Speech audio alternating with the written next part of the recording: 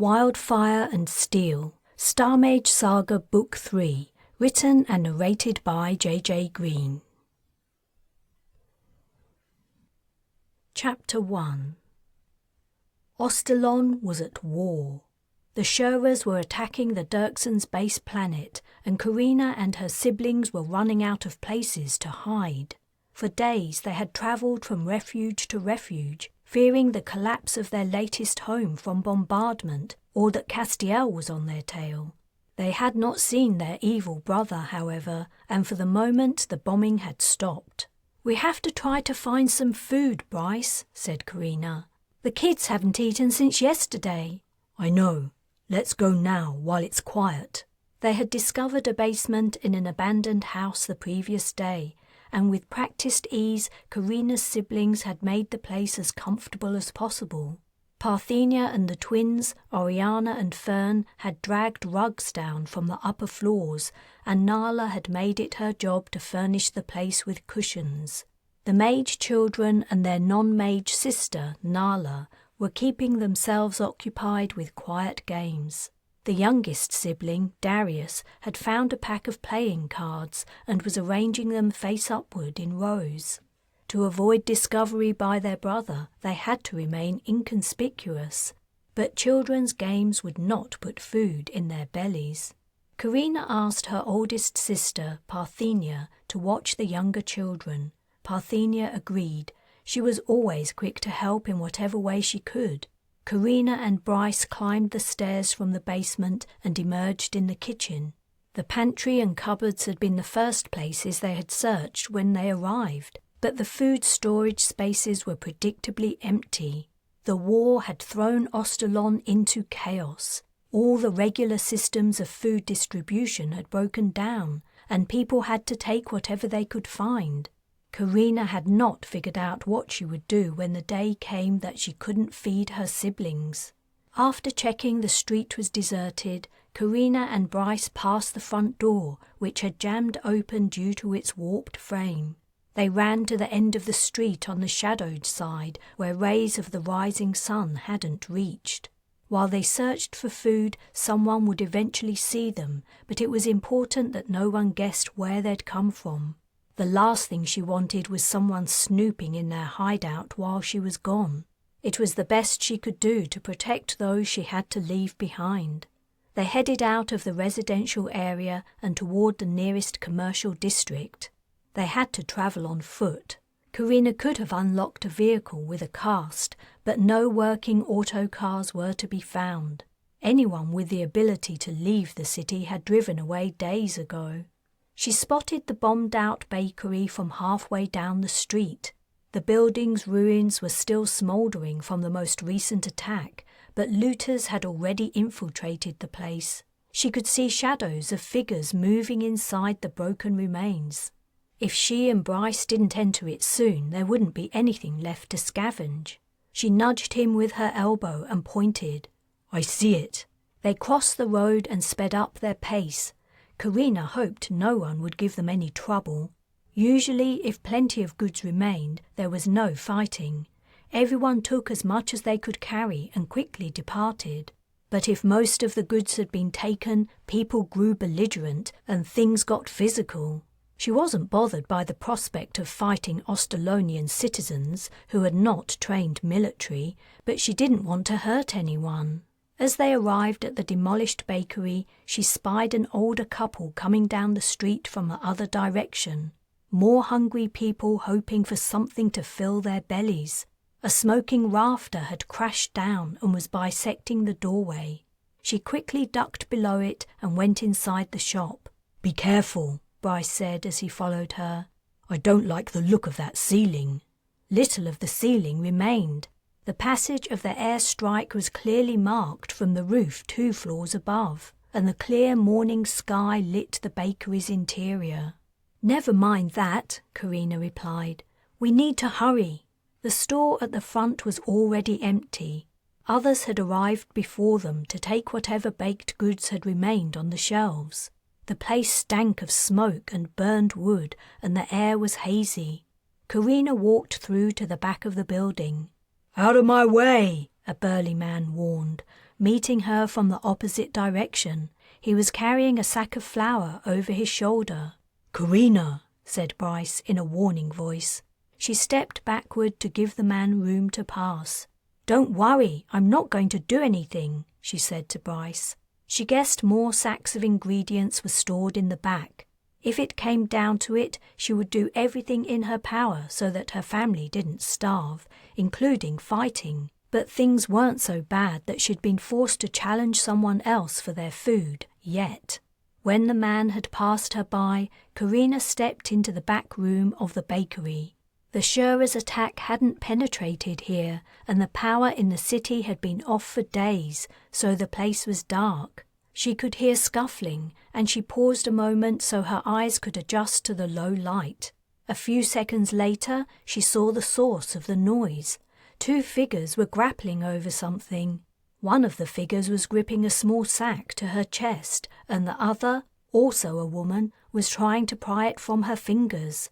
Carina guessed the sack contained salt or a similar precious substance. Bryce had gone past, his hands outstretched to feel his way in the dark. Here's something. Carina, come and help me lift it." "Let go!" one of the fighting women exclaimed. "I saw it first. It's mine." "You might have seen it first," her opponent replied. "But I took it first. Go and look for some more yourself if you want it that bad." She released her hold on the bag to grab the other woman's hair, wrenching her head down. Screeching, the assaulted woman punched the other in the face. The bag dropped to the ground, spilling its contents. Both women wailed with dismay, dropped to their knees, and began to fight over who would scoop the spilled material back into the bag. Carina quickly strode past the scene and joined Bryce, who was twisting the neck of a large sack in his hands, preparing to pick it up. "Are you sure you can carry it?" she asked, eyeing the size of the bag. "I'm going to try." Bryce's frame had been coltish when Carina first met him, probably due to the disease he'd been suffering from, but since he'd been cured he'd put on muscle. She guessed he was now stronger than her, so she let him take the lead. But as he heaved the sack upward, she helped by gripping the sides and lifting. "Let's go," Bryce panted. He marched toward the front of the bakery, his back bent under the weight of the flour. She hoped they would make it back to their latest hideout. She would take a turn in carrying the sack, and if they couldn't manage it, they could always tip some of the flour out somewhere hidden and return for it later. Pleased with their find, she followed Bryce into the front of the bakery. The older couple she'd seen in the street a few minutes previously were now barring the store exit. The man and woman were dressed in clothes that had once been fine, but were now grimy and torn. The pair stood in intimidating silence, their intent clear from their glares. Bryce halted, his knuckles white from the strain of holding the heavy sack. "Hand it over," said the man. "Then you can go." His arms were folded over his chest in an attempt to look intimidating. Though Ostalon had only been at war for a short time, the residents were already showing signs of starvation. Formerly well off, these two were clearly unused to surviving in difficult circumstances. "There's plenty more back there," she said, gesturing behind her. "We don't have to fight over this." "I don't believe you," said the older woman. "How do we know you haven't taken the last one? This is the first place we've found that hasn't already been ransacked floor to roof." Bryce dropped the sack. "Here, take it. We can get another one." "No," said Carina. "They can get their own." She walked up to the couple. "Move out of our way. We aren't a charity. Stop wasting our time. I told you there's more inside. Go and look for yourselves." When the man and woman still didn't budge, she grabbed one of their shoulders each and pulled the pair forward, out of the doorway.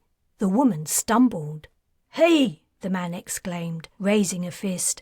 "How dare you!" Carina deflected his blow and punched his jaw. She hit him hard enough to make him stagger but not black out. Wisely, the man heeded the warning. Rather than fight back, he went to his wife's side and hurled insults at Carina. She helped Bryce as he lifted the sack onto his back. They stepped out into the street. "Why did you have to hit him?" asked Bryce. "They were old, and there was plenty to go around." "That wasn't the point. If those two are going to survive, they need to learn to pick their fights. We're obviously younger and stronger than them. If they aren't careful, they'll die quicker than by starvation. Things on Ostalon are going to get a lot worse before they get better. I hope I taught them a lesson." "So what you're saying is," Bryce said with a wry smile, "you manhandled that woman and punched that guy for their own good." "Something like that." They were walking briskly and looking around them. Now they'd finally found something to eat, they had to make their way across the city to their latest refuge without losing their precious find to another looter. As always, Carina was carrying a metal canister of elixir, but she could only use the liquid to cast as a last resort. Castiel was undoubtedly scouring the war-torn planet for his mage siblings. He would be on the watch for news of strange, inexplicable occurrences, like things moving without being touched or people disappearing into thin air. The problem of what to do about her dark mage sibling had plagued Carina ever since she'd agreed with Parthenia that she had to do something. All she'd accomplished so far was to keep her family out of his clutches. That, and provide them with food and a safe place to sleep. She would have to be content with the fact they had survived another day. The puzzle of how to deal with Castiel would have to wait a while. Chapter 2. "What is it?" Darius asked, jumping onto his toes and bouncing when Carina and Bryce carried the sack between them downstairs into the basement. "What did you find?" "Some kind of flower," Carina replied, dropping her end of the heavy sack.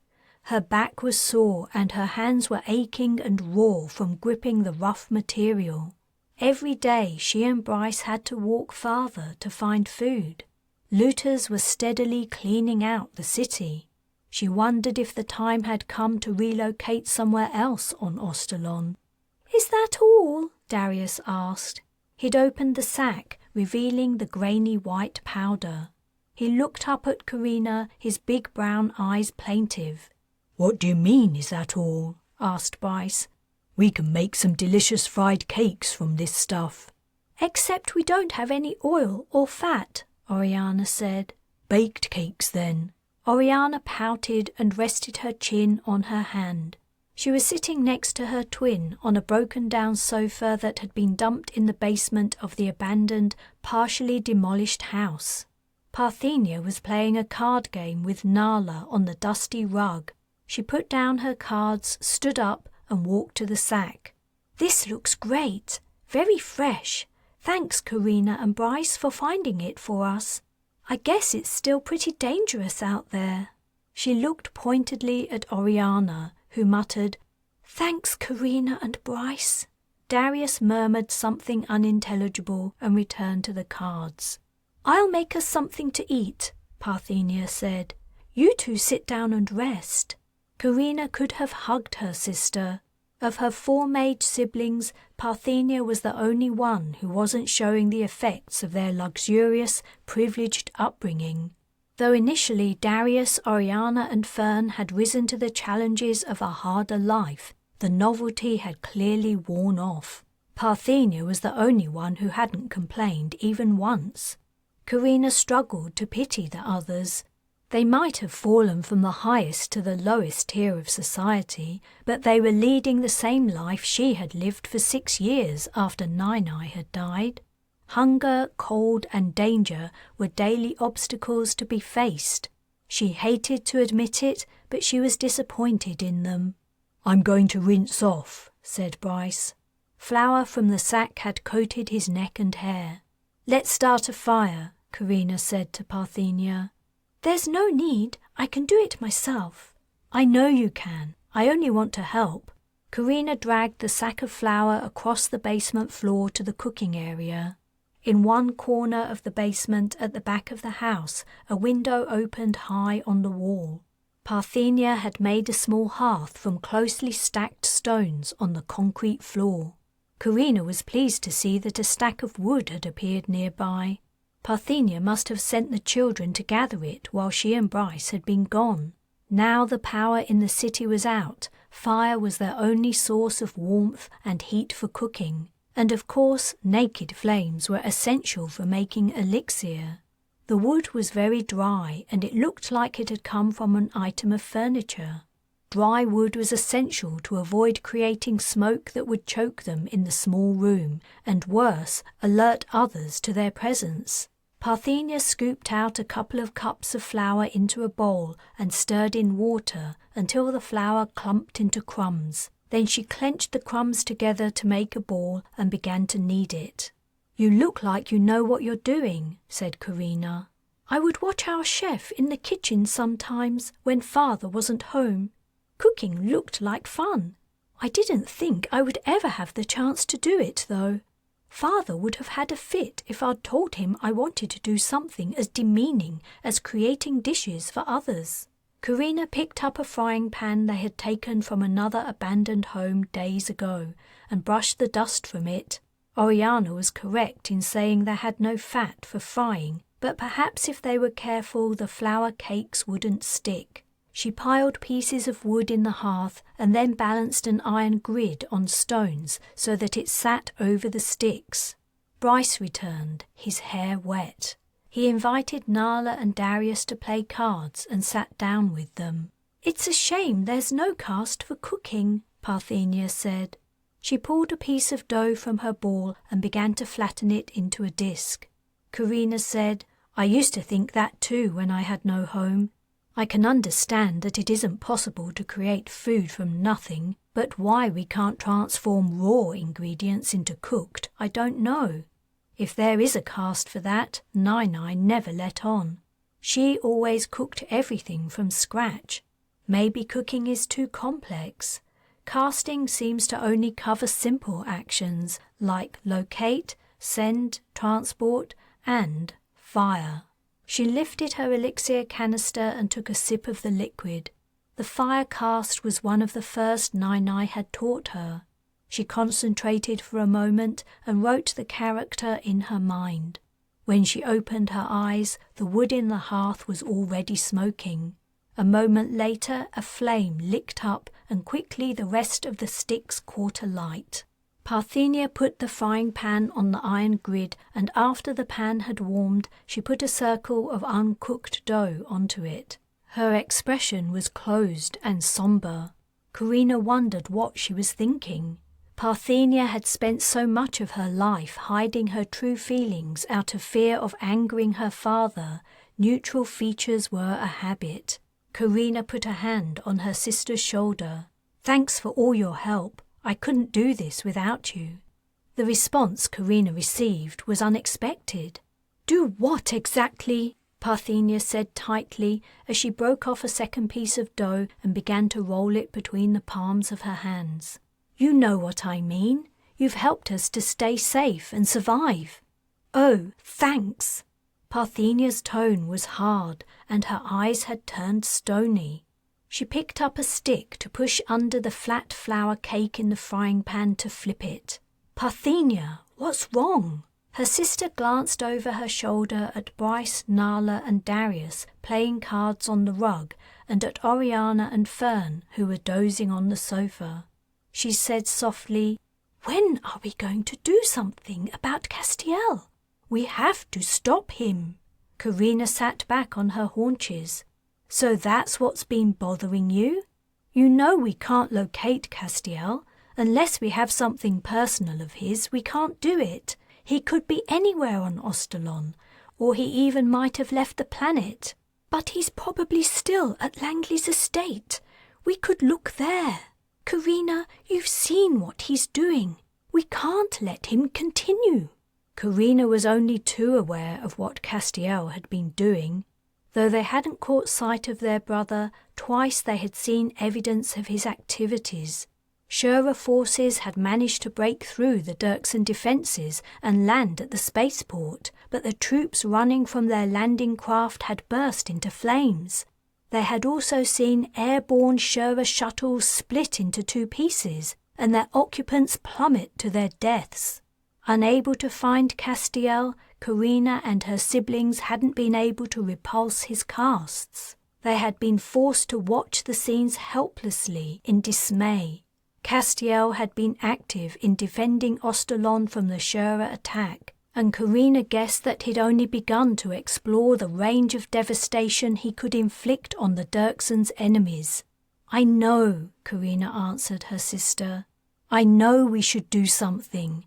I just don't know how to stop him. We can't go to Langley's estate, assuming he's still living there. We would be captured the minute we came anywhere near the place. It's too risky, and I don't have any other ideas." In truth, she had not put serious effort into catching Castiel. She doubted she could manage it alone, yet she feared for the lives and freedom of her siblings if they helped her. The war between the Shuras and Dirksons wasn't her fault or her problem. Why should she risk her family by trying to put an end to Castiel's attacks? Another worry niggled at her. What would she do with Castiel if she succeeded in capturing him? Could she kill her half-brother in cold blood? Cruel and evil as he was, she'd already killed enough people to last her a lifetime. And if she couldn't kill Castiel, what then? How could she keep him confined for the rest of his life? "Oh no!" Parthenia exclaimed. Smoke was oozing from the cooking flour cake. She tried to push the cake out of the pan with the stick, but it was stuck. "Damn it," Carina said. She grabbed the pan, but the handle was hot. Wincing, she pulled down her sleeve and tried again. This time she removed the frying pan from the grid and put it on the floor. "Is the food ready yet?" Darius called out. Parthenia leaned forward to poke the burnt cake with her stick, trying to remove it from the pan. But as she did so, the bowl of dough on her lap fell off and landed upside down. She gave a groan and lifted the bowl. The dough was dirty and ruined. "It's okay," said Carina. "We can make some more." Parthenia rose to her feet to scoop more flour out of the sack. An explosion roared above. The basement shuddered. Parthenia was thrown to the floor. Nala and Darius were screaming, but Carina couldn't hear a thing. Bryce stared upward, his mouth hanging open. She followed his gaze. A crack was splitting the ceiling apart. Grainy dust rained down into her eyes. "Get under the sofa!" she yelled at the kids. Her voice sounded distant and faint. Parthenia was trying to stand. Carina launched herself at her sister, forcing her down. She covered Parthenia with her body. Bryce dove over Darius and Nala. Something heavy and solid crashed into the back of her head, and she knew no more. Chapter 3. Carina could smell grass. It seemed so long since she had smelled that green scent. She inhaled deeply, savouring the aroma. Warm air was bathing her. She heard insects chirping. She opened her eyes. She was on her back, and above her a pale blue sky stretched wide. Tall stalks of wild grass surrounded her, motionless in the still air. A scratching sound was coming from her right-hand side. Carina turned her head. Only a few centimetres from her nose, a long-legged insect crouched on a grass blade and rubbed its serrated limbs together. Someone grabbed her shirt and tugged at her, turning her over. Agony flared up from her thigh. She yelled out in pain. She was back in the basement. Dust was choking her. Her ears rang, and above her the sky was aflame. Bryce's face appeared in her view. "Carina, are you okay?" She could barely hear him, but she could read his lips. How long had she been out? It felt like only a few seconds. He was lifting chunks of rubble away from her. "I'm okay," she replied. She tried to move, but excruciating pain lanced from her leg again. "I think my leg's broken." She felt movement below her. She remembered she was lying on Parthenia. Her sister was trying to get up. "Find the elixir, Bryce. Bring it to me." He disappeared from her view. She tried to move off her sister, but the slightest motion sent nauseating waves of pain. "Darius! Nala!" She gasped. "Where are you?" She couldn't see anything except the remains of the basement ceiling. Jagged edges lined the break. Through the gap she saw red and orange clouds, reflecting fire. A smoky haze blew across the sky. Parthenia twisted, and Carina cried out as her leg jerked. The broken ends of her bones ground against each other. "Please, stay still," she said to her sister. Perhaps Parthenia answered, but Carina didn't hear. Bryce was back, and she felt faint with relief. He was holding the familiar canister. He unscrewed the lid and put a hand behind her head, lifting her to take a sip. She swallowed the elixir and shut her eyes. The pain made it hard to concentrate. She had to focus. She imagined herself pushing the pain from her leg down into a box, closing the lid and locking it. A sense of calm arrived. She wrote heal and cast the character out, willing it downward onto her broken bone. She exhaled long and slow. Gingerly she reached her mind out to her leg. The pain was gone. She found her hearing was also returning. She could hear a hum growing louder, filling her ears. It wasn't a hum, it was a roar. The roar of flames. Had the Shurers bombed the city with incendiary explosives? Or had the clan attempted another landing, and Castiel had cast fire on the city? Parthenia moved beneath her again. Carina shifted off her sister and took the elixir canister from Bryce. Parthenia crawled out from rubble and plaster dust. "Are you all right?" Carina asked her. Parthenia nodded. The remains of the basement lay around them. The sack of flour had been exploded by a block of masonry. The sofa was in pieces. The window had shattered. "Where are the others?" Carina asked Bryce. "They're okay. They're outside already. I took them upstairs and came back for you. We have to get out of this area now." "But we need to bring the elixir," said Parthenia. "It's all gone. The container was crushed. We only have what's left in the canister." "It's okay," said Carina. "We can make more." They stepped over the rubble-strewn floor to the staircase and climbed stairs choked with debris from the destroyed house. At the top of the stairs, the rest of the children were grouped in a huddle, anxiously waiting. Their clothes and exposed skin were blackened with smoke. "Where to now?" Bryce asked when they reached the top. Carina didn't know. Burning buildings surrounded them. As her gaze lit upon one, it collapsed, sending sparks shooting into the sky and red-hot bricks scattering across the street. She scanned 360 degrees. Every avenue seemed to be blocked. A man flew from a doorway, on fire, screaming. She grabbed the two younger children's heads and buried their faces in her stomach. The man hurtled down the road as if trying to escape the flames consuming him. "We have to transport," she said. "If we try to walk out of here," she didn't need to say more. "But where can we go?" Oriana wailed. "We don't know anywhere that's safe anymore." "Nowhere is safe for certain," said Parthenia. "But we can get away from the city. We can go somewhere unpopulated that won't be of interest to the Shurers." She held Darius's shoulders and turned him around. "Do you remember the forest we were in when we first came to Ostalon? Do you think you can transport us all there?"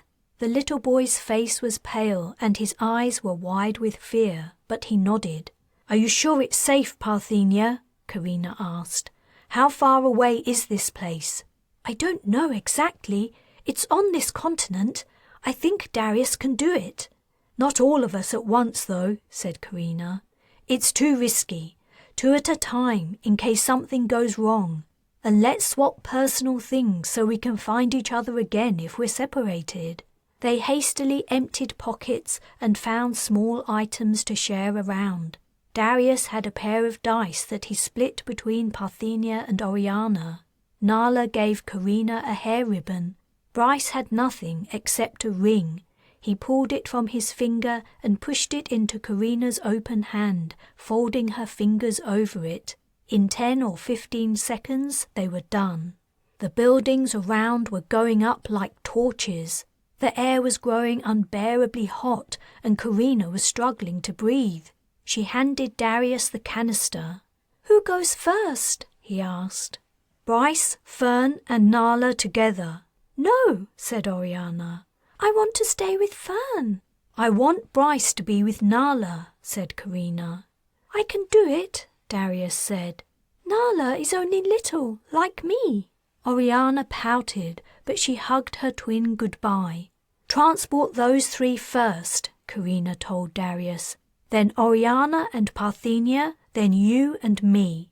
She had a lot of faith in her little brother's mage power, but fear he would fail clutched at her. He was young and he was frightened, which would make it more difficult for him to cast. "Do I transport everyone to outside the ranger's tower?" he asked Parthenia. "No, that's too dangerous. He could see us appear from nowhere. Aim for somewhere 1/2 kilometer away, out in the wild country beyond the tower, but not in the forest." "Okay." Darius sipped elixir and closed his eyes. In another couple of seconds, Bryce, Fern and Nala were gone. "Hurry up and transport me," Oriana said. "I don't want to lose Fern." A crack split the air, and with a rumbling crash a wall collapsed a few meters behind them. Burning masonry tumbled toward them. "Watch out!" Carina cried. Grabbing Darius's arm, she dragged him away. Parthenia and Oriana crowded close. The roaring of the flames was growing louder. "Please hurry, Darius," Oriana begged. He lifted the canister again and took another sip. How much elixir was left? Carina didn't know. She hoped none of the liquid had slopped out when she'd pulled Darius away from the collapsing wall. Parthenia and Oriana disappeared. "Is there enough left for both of us?" she asked. Darius shook the canister. "I think so." "Okay, when you're ready." Her little brother tipped up the canister and swallowed the remains of the elixir. He closed his eyes. Concentration creased his brow. "Just don't put me in mud." A small smile lit Darius's face, and she gripped his hand. They transported.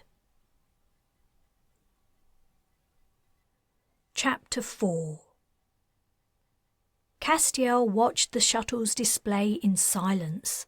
The Dirksen pilot was flying them closer to the Shura flagship, Nightfall. True to her name, the massive vessel was dark against the stars, carrying no external lighting. The ship had hung in the Floria planetary system for days, like a brooding overlord, while the Shuras launched their deadly attacks on Ostalon's military installations, manufacturing and transportation hubs, and major cities. For days, no Dirksen military spacecraft had broken through the ship's defenses.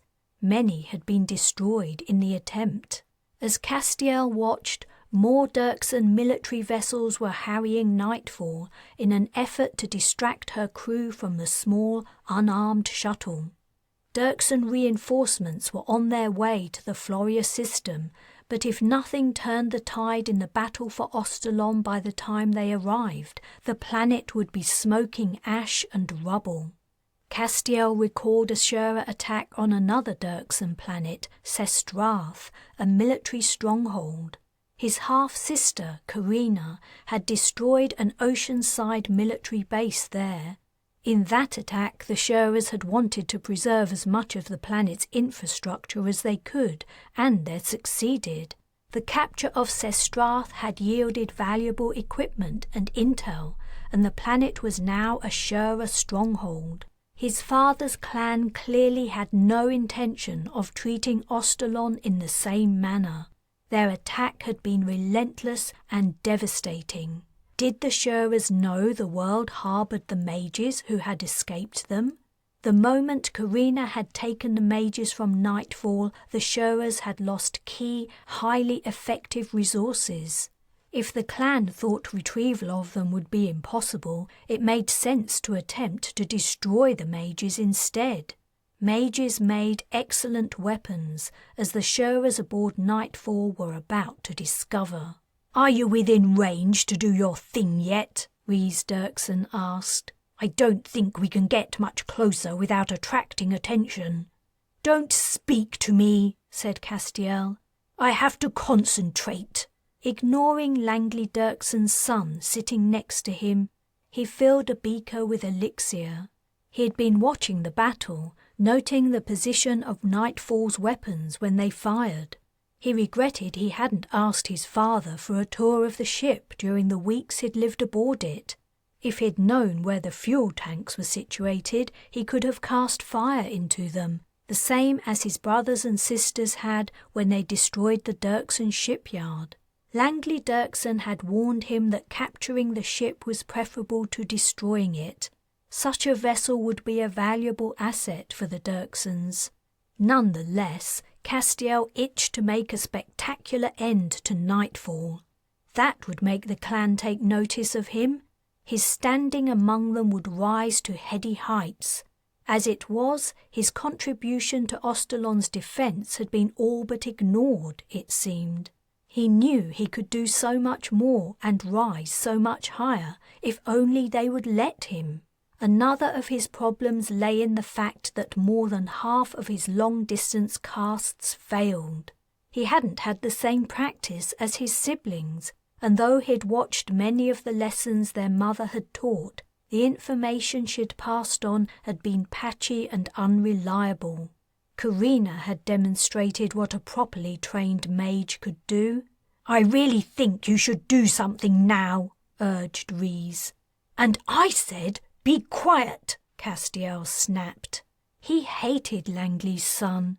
Langley had insisted that Rhys must be his constant companion, as if he were a child who needed a chaperone. Yet Rhys was only 3 years older than himself. Langley was attempting to control and keep tabs on him, but she was overstepping the mark.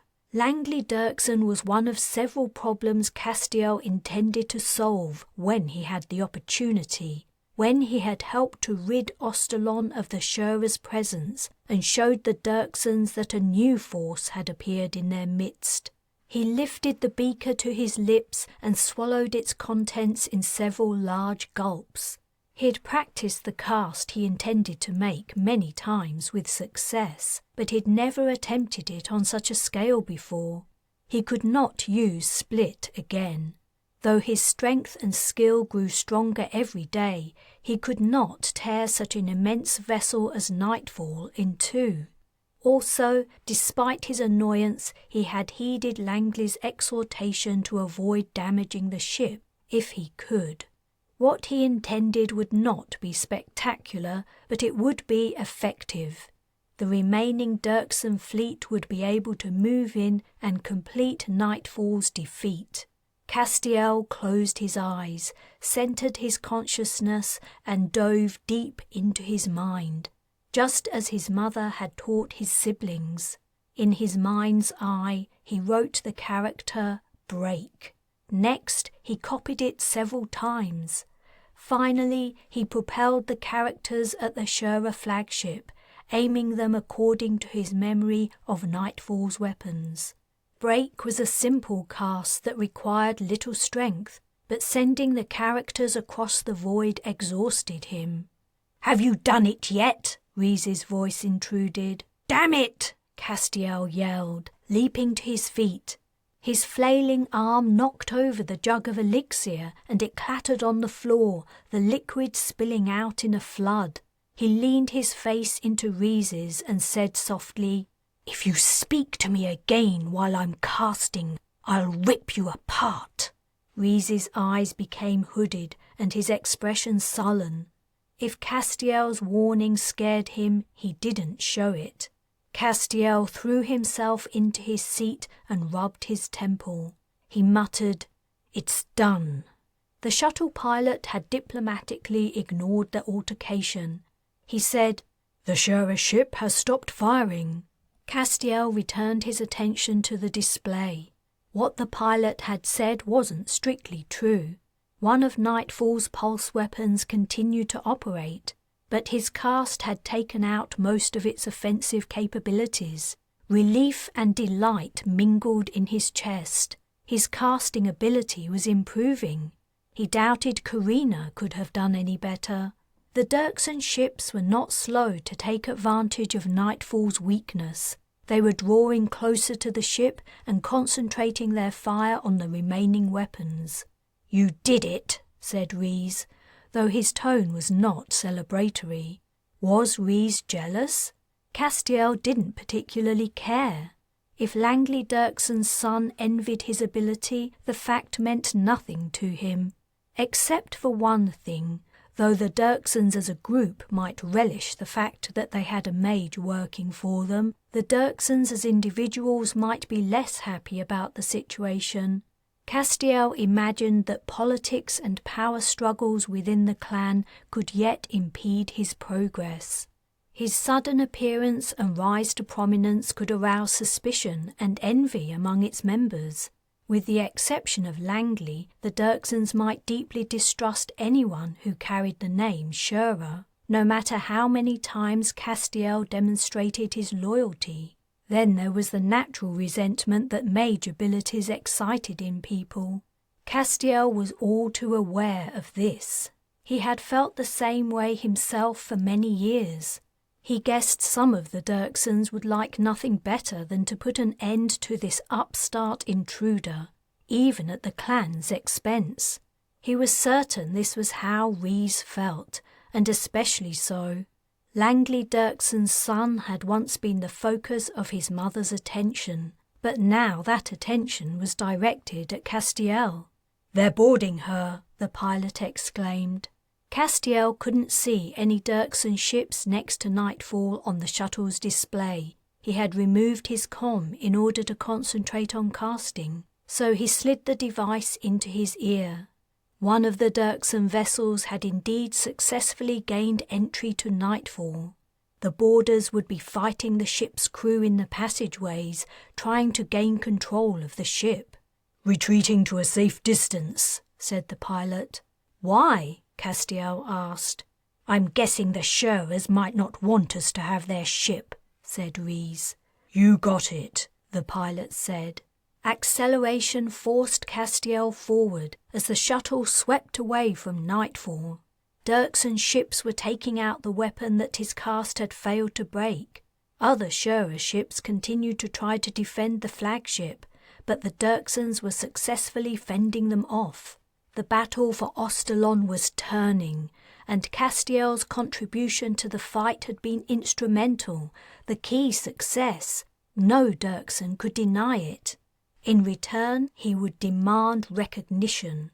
He wanted a seat at the Dirksen War Council. His own dwelling and compensation were to be expected, but what he wanted and needed was control. Without power within the clan, his position could become precarious. As the shuttle sped from the scene of the battle, Castiel closely watched the result of his work unfold. A second Dirksen ship gained access to Nightfall.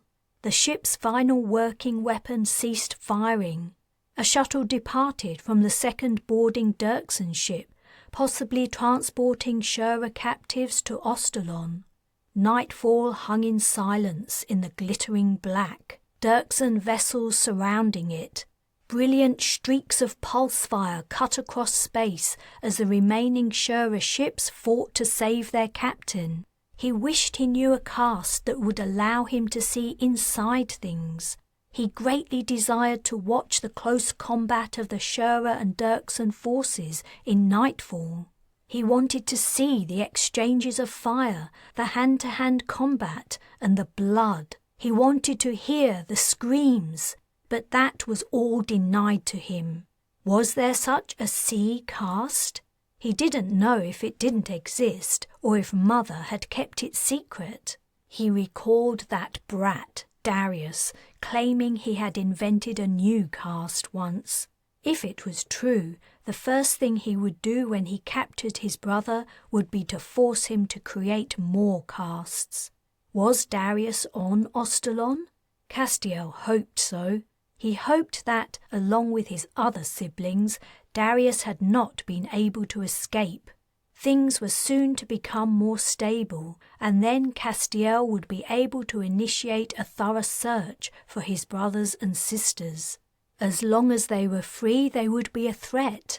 He needed to have them under his control, as well as benefit from their power. Castiel heard a third Dirksen ship had latched onto Nightfall.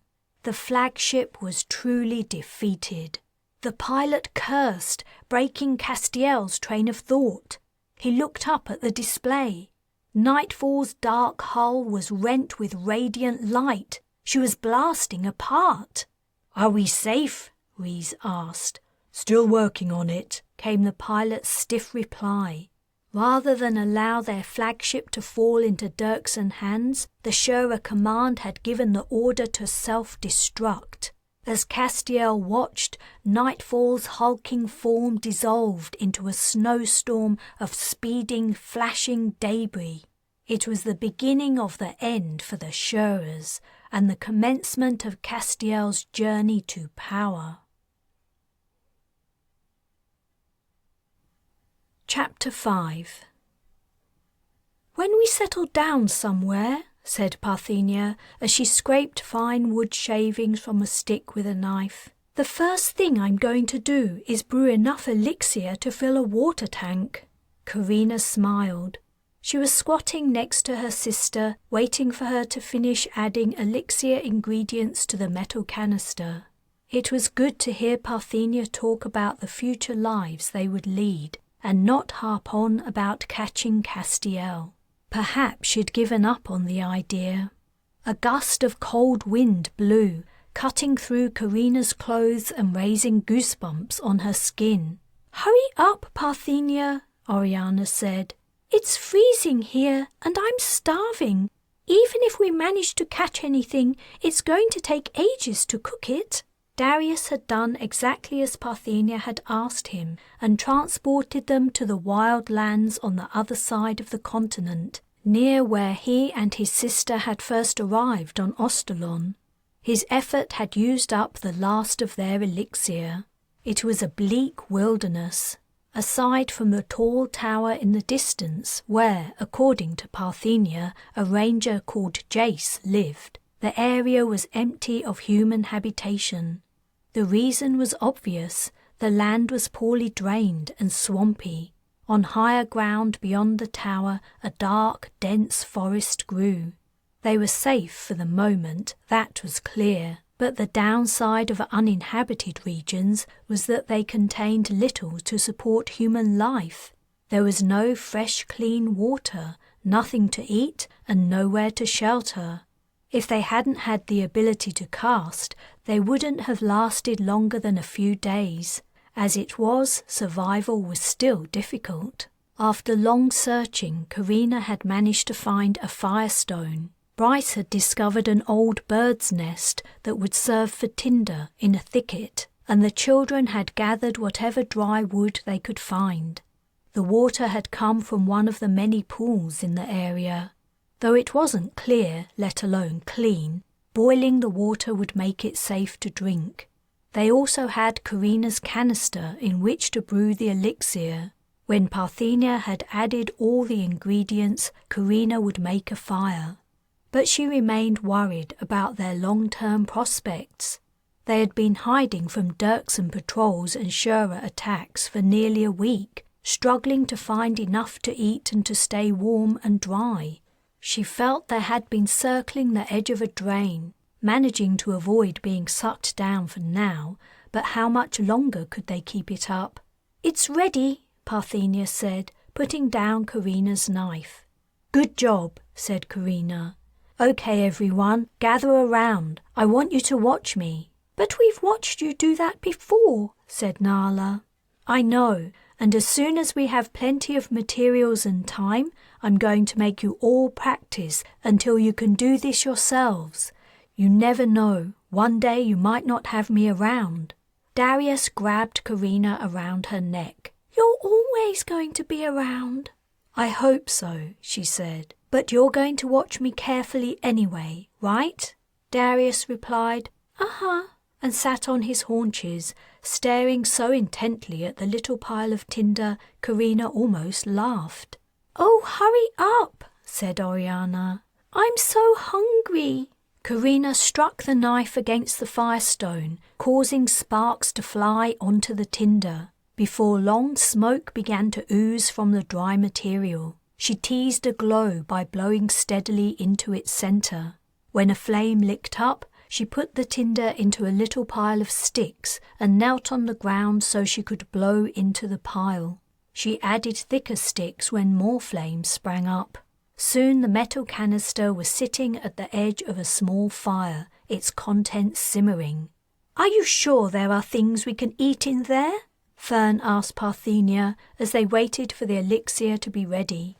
He was referring to the forest at the top of the ridge about 1/2 kilometer away.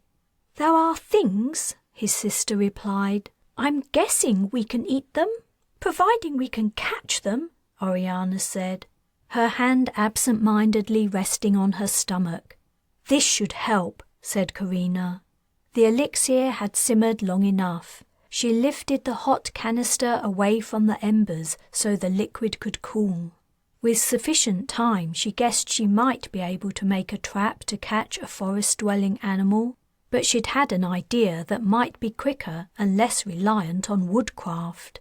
"Bryce," she said, "I'd feel better if you stayed here with the younger children. Do you mind? You could make us a shelter to sleep in tonight while I'm gone." He looked at the forest and then the sun, which was entering the lower quarter of the sky. "Are you sure you're going to be okay in there by yourself?"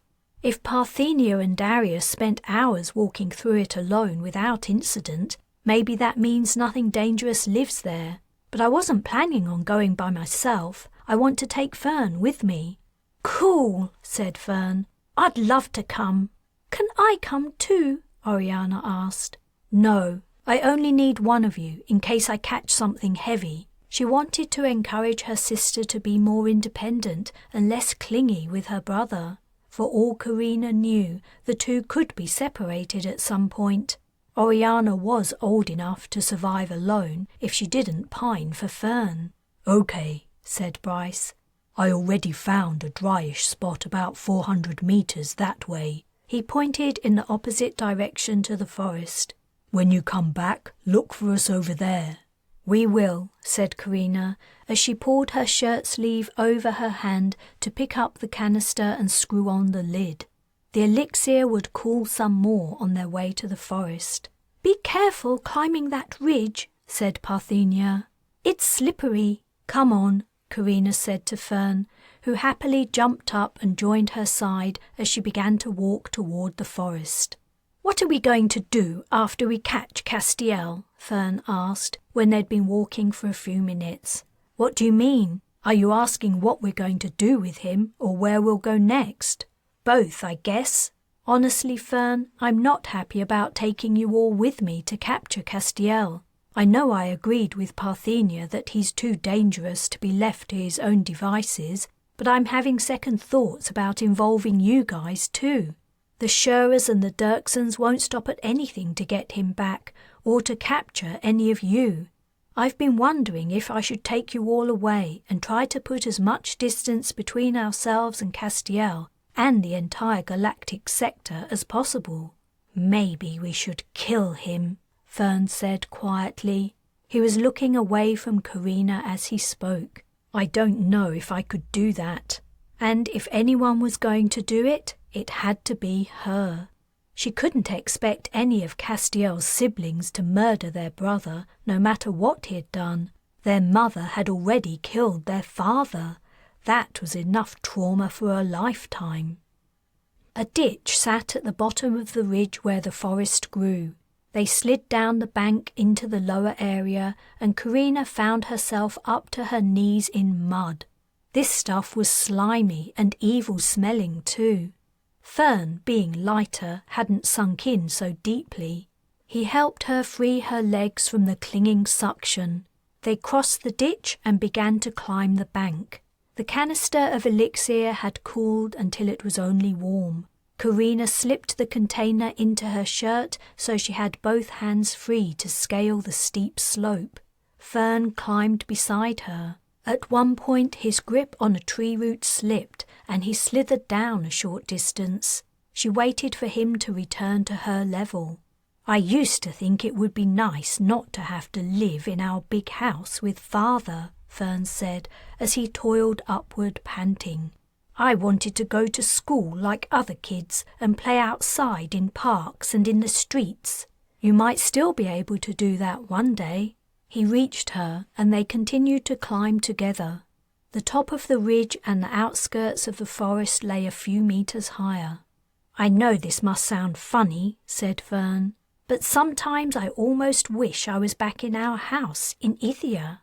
I think it's natural to feel like that. Your life was a lot easier then. Living out in the real world is hard." She guessed he also missed his mother, though he didn't say it. Wishing Ma was alive again would mean wishing the woman continued to remember her life of enslavement and torture, the murder of the man she loved, and everything else she had endured. She had suffered enough and had been glad to let go. Ma was better off where she had gone, wherever that was, though Carina missed her too. She reached upward, grabbed clumps of grass and pulled herself up to the level surface. She turned around and held out a hand to help her brother up. Then they walked quickly into the trees. Behind them, the sun was already lowering to the horizon. It was a good time of day to be catching animals. The ones who were around during the daytime would be going to their sleeping spots, and the nocturnal beasts would be waking up and moving around. But they had a long evening ahead of them. Assuming they could catch something, they still had to carry their catch down the ridge, across the odorous ditch, climb out of it, and then find the rest of their party in the darkness. Casting transport would be a temptation, but they couldn't waste precious elixir on doing things they could do themselves. She searched for animal tracks in the failing light. If she could find a well-used trail, it would make her task easier. She didn't find one before the evening grew too dark to see well, but they did walk into an area of open ground among the trees. She looked for a branch low on a tree and said to Fern, "This one's good, let's climb up." "You're planning on catching a bird?" he asked. "I'm planning on catching whatever happens by." "Oh, I get it." They climbed about 4 meters up into the tree and stopped at a branch that overlooked the open ground and would bear their weight. Now it was only a matter of waiting and watching. Carina had heard that an animal's sense of smell was stronger than a human's, and she worried that any wild creature that came near would detect their scent and be frightened away. She needed the animal to stick around long enough for her to cast. She hoped the stench from the mud in the ditch would cover their scent. Fern shifted closer to her, causing the leaves in the tree to rustle. She put her arm around her brother, and they benefited from their mutual warmth as they waited. Night fell, and the air grew colder. Forest noises started up in the stillness. Distant nocturnal bird calls, shuffling and scraping in the undergrowth, and the calls of frogs. But Carina saw nothing she could cast upon. She became stiff and her muscles ached. She knew Fern must feel worse than her after the soft life he'd led, yet he remained stoic. Finally, their patience was rewarded. Fern must have heard the noise first, for she felt him stiffen a moment before she also registered the sound of an animal walking close by. She held her breath and hoped the beast would enter the open patch of ground. In anticipation, and to avoid spooking the creature by her movement, she removed the lid of her canister and lifted the container to her lips, all the while never taking her eyes from the gap in the tree's leaves where she could see the forest floor, barely visible in the darkness. A four-legged animal stepped daintily into the spot. Its limbs were slim and delicate. An elegant neck rose from its body and led up to a head that tapered to a fine nose. Small horns sprouted next to each of the creature's ears. The animal was so beautiful, she hesitated to take the next step, but she had a family to feed. She drank a mouthful of elixir and closed her eyes, keeping the image and location of the animal clear in her mind. She cast Enthrall. When she opened her eyes, the animal had disappeared. Had her cast missed? Fern began to climb down the tree. "Where are you going?" she asked. "You got it. It moved away, but then it stopped. I can see it from here." She also dropped to the branch below and then the next until she reached the ground. Fern was already with the creature. It was standing still, alive but motionless. If she had been able to communicate with it, she could have instructed the animal to do whatever she wanted, now it was enthralled. But she didn't want to do that. She quickly pushed the animal down onto its side and then knelt on its neck. "You probably want to look away," she said to Fern. As her brother turned around, she grabbed the animal's head and twisted it hard, breaking the creature's neck. Dinner was arranged. But what kind of life would the following days bring? How long could they survive as they had been, hunters and hunted? She decided she needed to talk with her siblings tonight. They could not continue to live on Ostalon. Chapter 6. Carina licked her fingers and then wiped them on her pants, noticing how grubby the material looked, even in the poor light from the campfire. The animal she'd killed in the forest had filled everyone's bellies, according to the looks of satisfaction on Bryce and her siblings' faces. It was the first time since the Shurers had launched their attack they had all had plenty to eat. "This is a good shelter you built while Fern and I were gone," she said. With help from the children, Bryce had slung a long straight branch between two small trees and then piled many more branches against it before covering the lean-to with dead plant material. The open side of the construction faced the fire and the ground beneath it was piled with more dead grass and ferns. "It is, isn't it?" said Parthenia. "If you can find more animals for us to eat, we can live here for days. Now that we have elixir, fire won't be a problem. We only have to remember to keep our supply topped up so we don't run out again." Darius and Nala were already asleep, curled up like family pets next to the fire. Everyone else was looking sleepy too, but it seemed to Carina this was a good time to tell the others her decision. She took a breath, knowing that Parthenia wasn't going to like what she was about to hear. "Actually, I was thinking it was time we moved on." "You mean we should go back to the capital?" Parthenia asked. "I guess so. We aren't likely to find Castiel around here, but—" "No, I mean we should leave Ostalon. I think I need to face up to the fact that it's too dangerous for you all here with Castiel around. I need to take you somewhere safe. Then maybe I'll return to deal with him." "But we don't have time for that," Parthenia said. "We have to stop him now.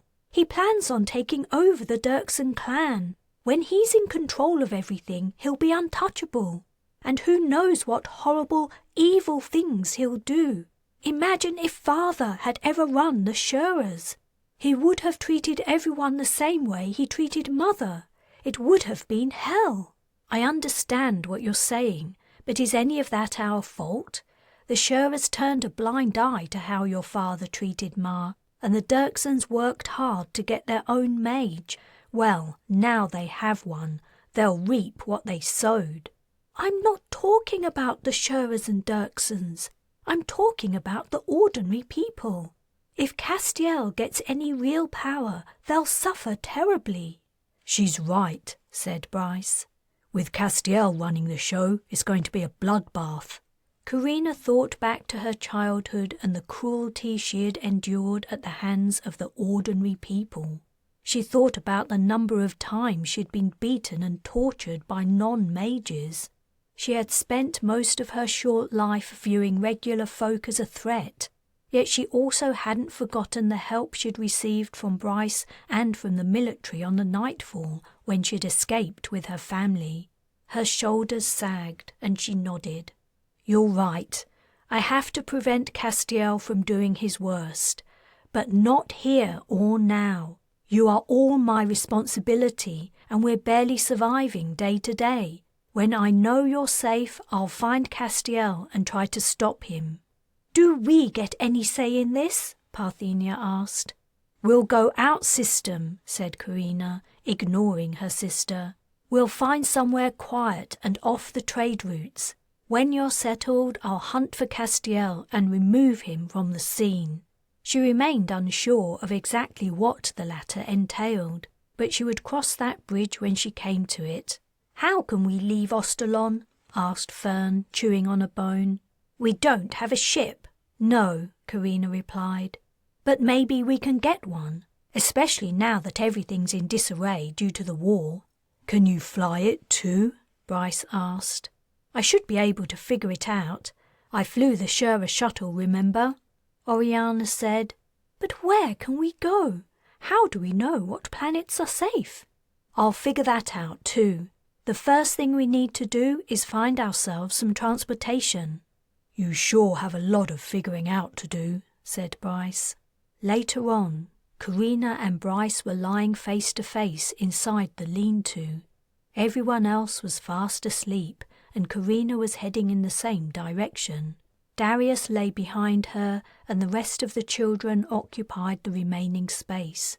"Are you sure about leaving Ostalon?" Bryce asked softly. She forced open her closing eyelids. "I'm sure. I know we need to do something about Castiel, but we're too weak right now. When I was a merc, I learned the hard way what happens when your enemy outclasses you. Our company owner put us in hard-to-win situations more than once. That woman has blood on her hands. I'm not going to make the same mistake with my family. I hate Castiel and fear what he might do, but going in weak and unprepared isn't going to work. We could all end up dead." "Okay, I hear you." They looked into each other's eyes for a few moments without speaking. She recalled the first time she'd met Bryce. It had been months previously, when she'd been at the end of her hope of finding another mage.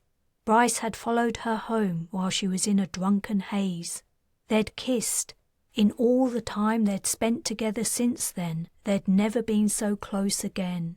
He'd helped her aboard the Shura flagship, nearly at the cost of his own life, and he'd searched for her on Ostalon for days.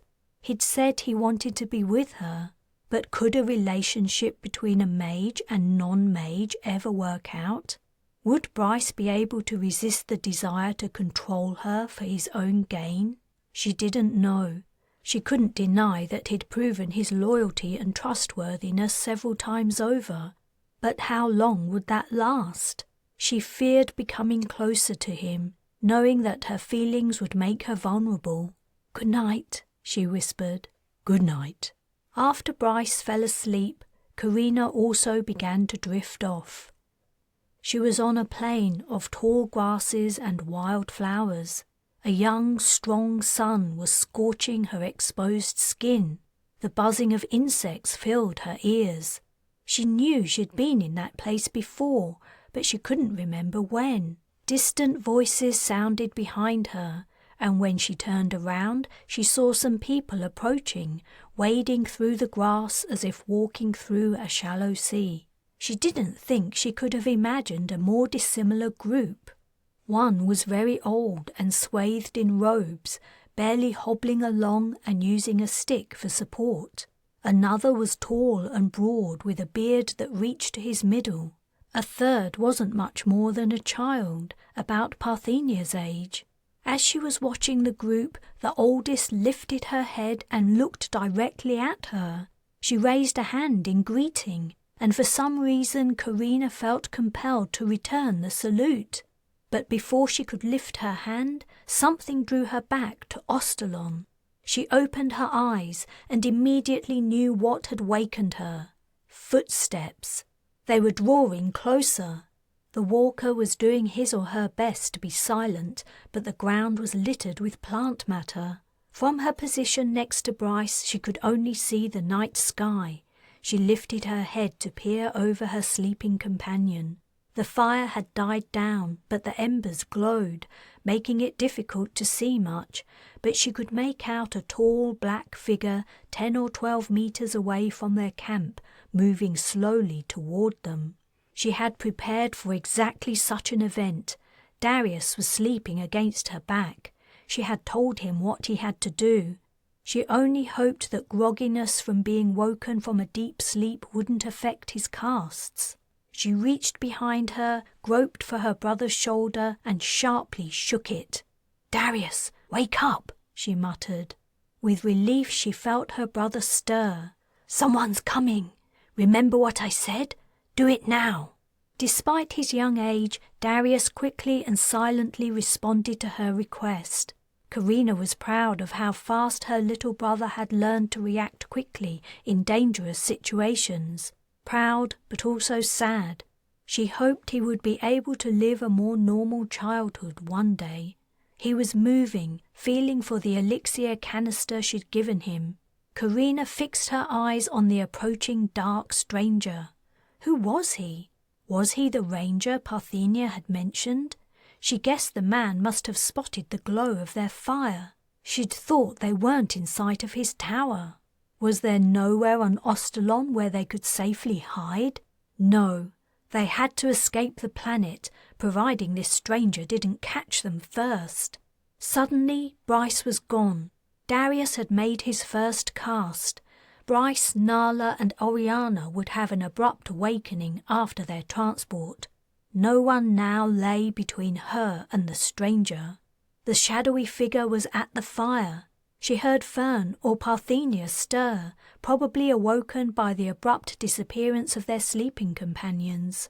Then their movements were turned to silence as Darius transported them from the place. The strange, large man stepped forward. He was standing above her, looking down into her open eyes. He was black-haired, and his face was wreathed in a thick black beard. "Hurry up, Darius!" "No, wait!" the man exclaimed. He disappeared along with the fire, the swampy wood, and the darkness. Chapter 7. The shuttle that had carried Castiel and Rhys from the battle was landing at the spaceport, and Castiel's excitement was mounting at the thought of the reception he was about to receive. Would Sable Dirksen herself be waiting to congratulate him?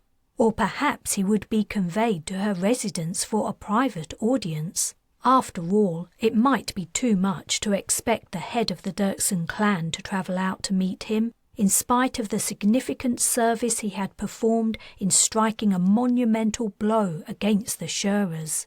The pilot gave the signal that it was safe to disembark. Castiel immediately rose from his seat and almost collided with Rhys. "I should be the first onto the ramp, don't you think?" Castiel asked. "Why? What difference does it make?" Castiel only gave him a knowing smirk in response. Langley's son had to be brimming with jealousy over his achievements. It was no surprise, but Rhys couldn't hope to live up to his abilities. He had better accept it for his own peace of mind. Not that Castiel cared. After pushing Rhys aside, Castiel strode the short distance to the shuttle's ramp. It was dark outside, though dawn was approaching. The lights at the capital's domestic spaceport were not shining, no doubt as a safety measure. He peered into the darkness, seeking in vain the figures he expected to see. He'd thought Langley would be here at the very least to express her praise for his success. But look as hard as he could see nothing except the dark shape of a hover vehicle near the end of the ramp. Rhys took his turn to push him out of the way before walking to the vehicle. "What were you expecting, a welcoming committee?" he sneered. "They don't care who you are. You're only a tool to them." Castiel hesitated, shocked at the unexpectedly lackluster response to his achievement. He had destroyed the Shura flagship for Star's sake. Or rather, the Shuras had destroyed it themselves, but he had incapacitated the vessel and turned the tide of the battle. He could hardly believe that no one had been sent out to congratulate him. Ire simmering in his breast, he stomped after Rhys. Langley's son was likely to leave without him if he wasn't quick. He climbed into the hover vehicle and then sat in furious silence as they were whisked from the spaceport. From the corner of his eye he could see the amused look on Rhys's face. An urge to punch the expression away rose up. What would Langley do if he hit her son? What could she do? He had plenty of elixir. He would be able to inflict a lot of damage on her and other Dirksons before he ran out. But what then? He didn't have enough elixir to kill them all, and he didn't want to. The clan was useful to him. Their networks of people, supplies and military power spanned the regions under their control in the galactic sector. It would take him years to build a similar infrastructure. It made more sense to use the one that was already available. Castiel purposely relaxed his clenched fists, recalling that his father had rarely reacted in haste. He should follow his parents' example. The Dirksons were clearly too stupid to grasp his true worth. Demonstrating their error to them would take time.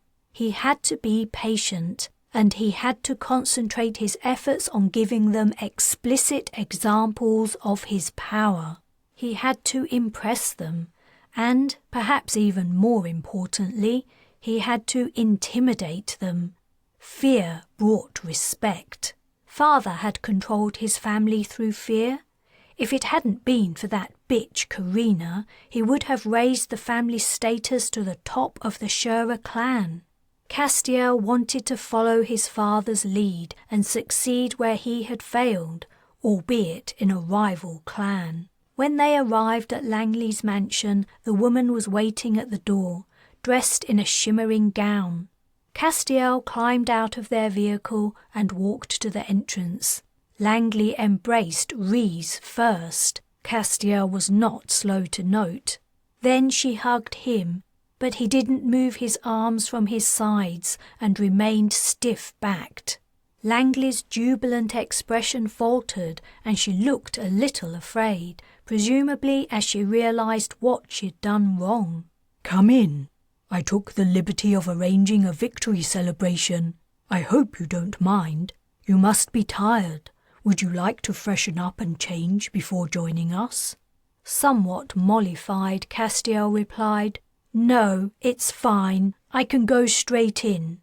So the Dirksons had organised a reception for him after all. Perhaps he would not need to provide them with a potent demonstration of his abilities. Rhys asked to be excused from attending the party, saying he was tired and would go to bed. Castiel guessed he hated the prospect of seeing someone else steal the limelight. Rhys left them in the hall, and Castiel went with Langley to her entertaining room. As he stepped through the open double doors, he scanned the space to see who was present to offer their congratulations. Dark displeasure settled over him again. Only 7 or 8 people were here, and he had met them all previously at Langley's soirees. They were minor figures in the Dirkson clan. The head of the military division would probably be too busy to make the event, but where was Sable Dirkson? Didn't she realise what he'd done for her? Langley was watching him nervously. "Why don't you come in and sit down? You must be exhausted. What would you like to drink?" "You're right," said Castiel. "I am exhausted. I changed my mind. I think I'll retire for the evening." Without another glance at the assembled inconsequential Dirksons and hangers-on, he spun around and left the room. He strode to the staircase and climbed the steps 2 at a time. When he reached his room, he unlocked the door and marched inside, slamming the door closed. He carefully locked it. He had insisted on a new lock and that he held the only key. As the only mage the Dirksons had, he couldn't be too careful. He paced up and down, fuming. Who the hell did they think they were? Did they really imagine that he would put up with their neglect and slights? He halted, realizing he mustn't allow their rudeness and stupidity to get to him. He didn't want to do anything rash and jeopardize his current position, unfairly low though it was. He sat down on his bed and pulled off his shoes as he considered his next step. He returned to his earlier plan of giving a clear, intimidating demonstration of what he could do. They had to understand he wasn't some insignificant foot soldier who could perform convenient tricks. He picked up his interface and logged into the news network. He scanned the information. It was sparse. The news of the defeat of the Nightfall had only just begun to filter through to the media. He was curious about the fallout from the flagship's destruction, wondering how he could exploit the event. The Dirkson ships and crews that had been boarding the Shura flagship had all been destroyed, but the remainder of the Shura fleet had withdrawn from the field of battle. It looked like Ostalon was saved, for the time being. Anger rose up in his belly again. He had saved Ostalon, and the Dirksons had rewarded him with a lukewarm party with nobodies. The news updated, and the new information caught his attention. Several prisoners had been taken from the Shura ship before it self-destructed. Who might they be? Father had introduced him to several of the higher-ranking officers. They had clearly been uninterested in him at the time and only condescending to his father, but that didn't matter. This could be the opportunity he was looking for. He didn't know what the Dirkson interrogation methods were, but he was confident he could cast something that would be more effective. Spectacularly effective, in fact. When Sable Dirkson saw what he could do, she was guaranteed to show him the respect he deserved. Chapter 8. Dawn was arriving at the spaceport. Darius had transported Carina and the others to another remembered spot on Ostalon, outside the spaceport fence. It was the place where Fern had almost died from a Dirkson crossbow bolt. Rhys Dirkson's Star Racer had sparked a fire in the forested area, but the undergrowth was beginning to grow back. Rain had fallen recently. The early morning air was chilly and humid, and the new young forest vegetation was sodden. Carina crouched at the fence, surveying the takeoff and landing zones and the hangars. Descending through the clouds high above was a shuttle coming into land. The place had been taken over by Dirkson military, no doubt due to their own spaceport's destruction. The presence of military vessels was a big impediment. Stealing a military craft would be way more difficult than sneaking onto a civilian vessel and ejecting the pilot. The problem with casting was the lag. A round fired from a gun was immensely faster than the operation of a cast. Even slipping a knife under someone's ribs was quicker. That was the reason Stefan Scherer had been able to control his maid wife and children.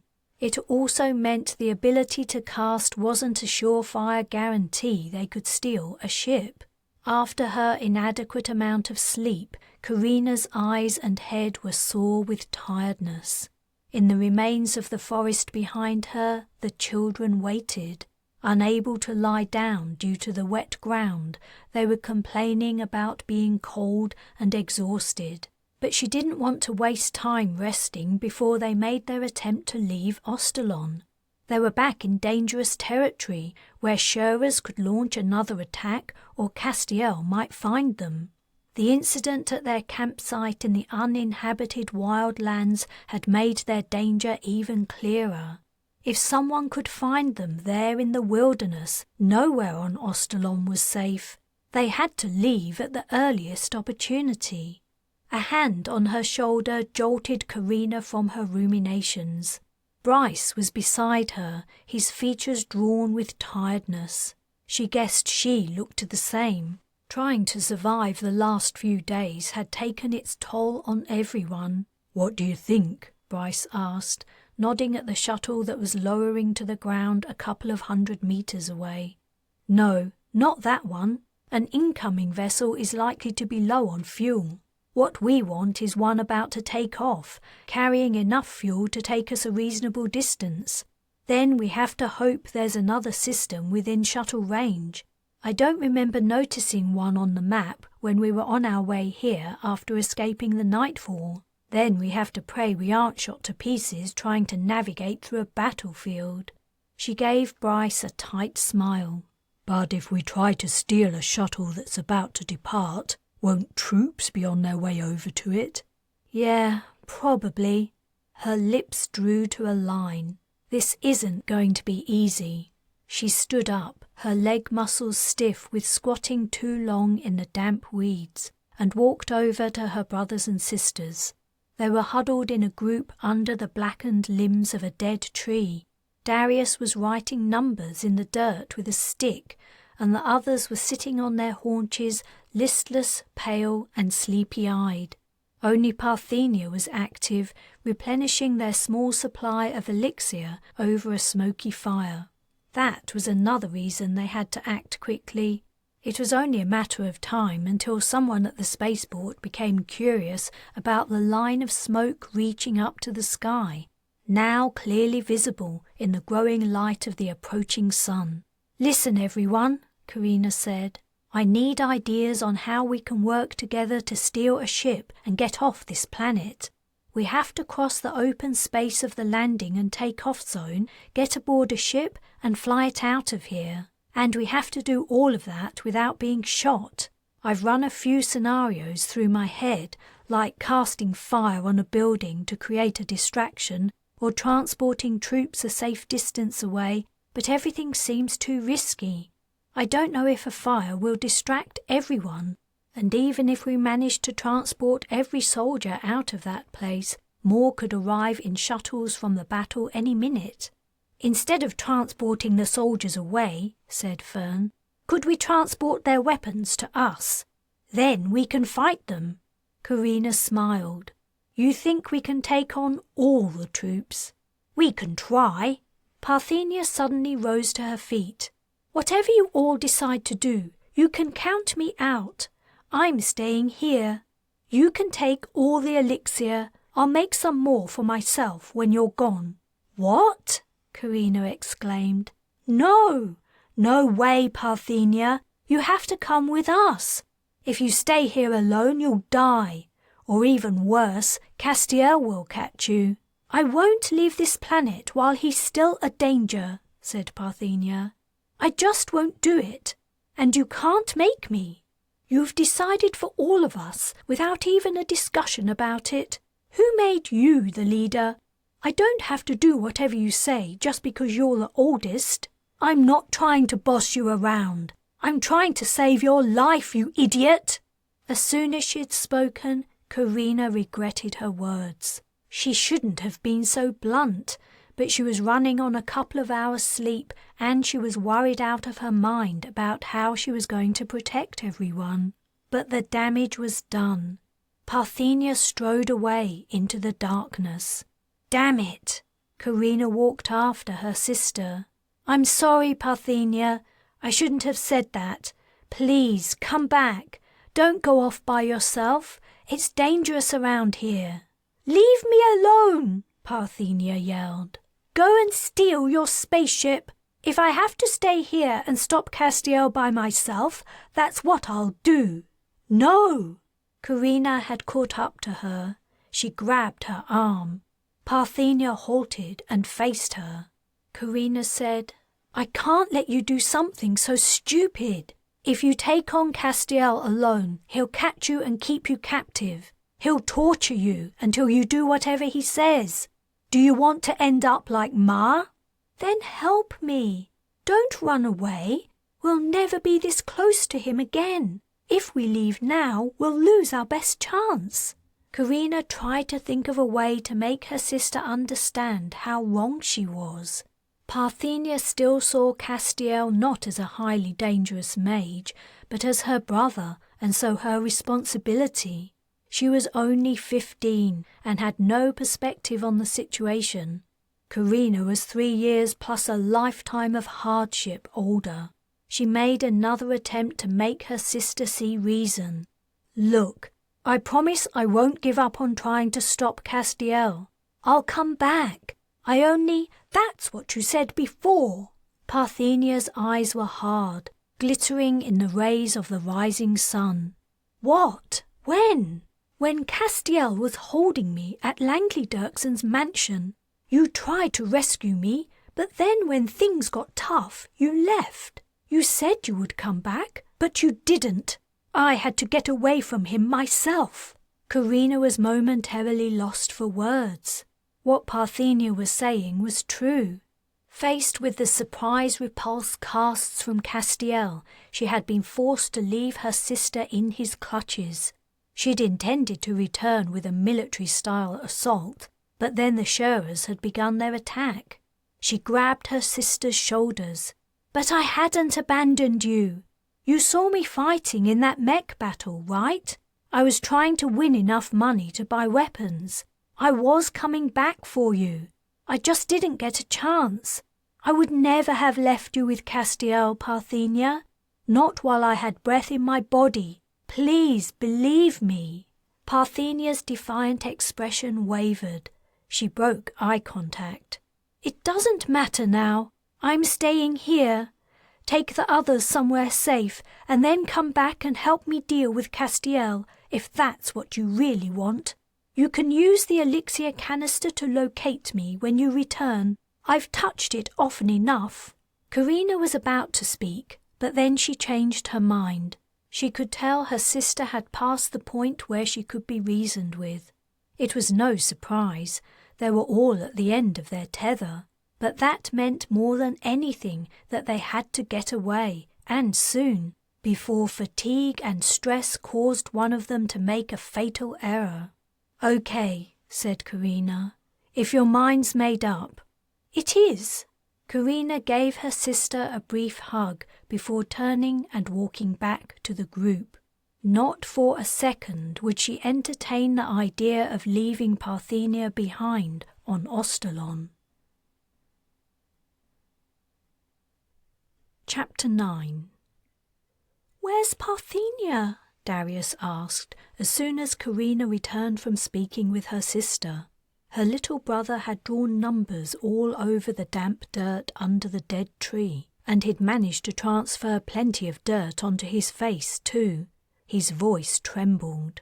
The little boy was on edge, only just holding himself together. Guiltily, Carina recalled his sensitivity to the emotions of people around him. They were all suffering their individual fears and worries, but Darius was suffering his and everyone else's too. No wonder he seemed to spend every spare moment obsessively writing numbers. He was probably trying to distract himself from the extreme feelings that resonated inside him. She's gone for a walk, Carina replied. But she's coming with us, right? Asked Oriana. Yes, she is. Phew, said Fern. Thank the stars for that. I'd hate to leave her behind. At the spaceport, a military shuttle was taking off, carrying troops to Dirkson's ships defending the planet. They needed to leave too, and soon. We aren't leaving Parthenia behind, said Carina. I'm going to go and get her. Give me the elixir, Oriana. The girl reflexively lifted the canister, but then she paused. Why? What are you planning to do with it? Glances passed between the siblings. The possible reasons Carina would need elixir to bring their sister back were very few. Just give it to me, Carina snapped and held out her hand. Oriana moved the canister close to her chest. If you're planning what I think you're planning, I don't think you should do that. Carina reached out and snatched the container from her sister's grasp. I didn't ask your opinion. She marched into the forest again, pacing quickly to return to Parthenia before she lost her under the trees. When she spotted her sister's figure moving among the blackened tree trunks, she called her name, adding, "Wait a second." Carina was gratified to see Parthenia pause, and she sped up her pace. "What do you want?" asked Parthenia. "Did you change your mind? Are you staying to help me with Castiel after all?" "I just want to give you something," Carina replied, stalling for time. "What?" Parthenia's features scrunched into a squint as she peered at Carina, noticing she was holding something behind her back. Carina was close enough. Even if Parthenia ran, she wouldn't have time to run out of sight. Carina removed the canister lid and sipped elixir. "What are you doing?" Parthenia asked. Then realization dawned. "No! How could you? How could you do that to me?" She backed away. She turned and began to run. Carina cast, and her sister's footsteps slowed to an amble. "Parthenia, come here." Carina's sister reversed her direction and returned. The guilt Carina had felt when she remembered Darius's ultra-sensitivity to others' emotions was nothing compared to the resource and shame that swept through her now. When Parthenia drew close enough to see her eyes in the weak morning light, it was clear that, inside, she was fighting Carina's instruction with all the will she could muster. Sadly for her, no one possessed the mental strength to defy a fresh enthrall cast. However, the fury and fire in Parthenia's gaze indicated that Carina would have to watch her carefully. "Let's go back to the others," said Carina. Her siblings had obviously been discussing what she might be doing while she was away. They watched in silence as Carina and Parthenia walked up. "Oh, Carina!" Oriana breathed, watching Parthenia's slow, dragging steps. "What have you done?" Darius threw down his stick, hugged himself, and began rocking as if he was in terrible pain. "I've done what I had to do," Carina replied. There was an unwritten rule among mages that you never cast enthrall on another mage against their will. Practicing on each other while learning the cast was fine, but it could only be with the other person's consent. Taking away another person's control of themselves was only acceptable if the mage was in danger and you were trying to save them from harm. A mage would have to be doing something truly terrible to justify another mage casting enthrall against them for any other reason. Parthenia had only wanted to exercise her free will. "Has anyone had any ideas on how we can steal a shuttle?" Carina asked, keeping an eye on Parthenia. "But, Carina," said Fern, his tone soft and distraught. "I said, has anyone had any ideas on how we can steal a shuttle?" she repeated forcefully. "I'm guessing we have enough elixir for about 10 casts. That should do it, but which ones should we use? Bryce, do you have a plan?" She felt about to fall apart. Shame and guilt over breaching her sister's trust were killing her. Would Parthenia ever forgive her for what she'd done? Perhaps not, but Carina was also certain she would enthrall her sister again in a heartbeat. If Parthenia hated her for the rest of her life, that was okay. At least this way she might live. Darius murmured something too quietly for Carina to catch. "What did you say?" she asked, touching his shoulder. Darius flinched and looked up at her suspiciously. Had she lost his love too? She bit her lip. Darius, if you've thought of a way we can get out of here, please tell me. I can cloak us, he replied. Or I think I can. But we have to stay close together. Of course. After everything that had happened since the Dirksen patrol ship had boarded the stolen Shura shuttle, she had forgotten the cast her brother seemed to have invented. So no one will see us cross the spaceport? She asked. We won't be seen entering the ship? I don't think so. I don't know for sure. I only ever did it on myself before, except when we were running away from Father's clan. Darius winced like pain was racking him. Okay, let's try it, and the sooner the better. If Parthenia was especially strong-willed, and Carina was guessing she was, the enthrall cast wouldn't last long.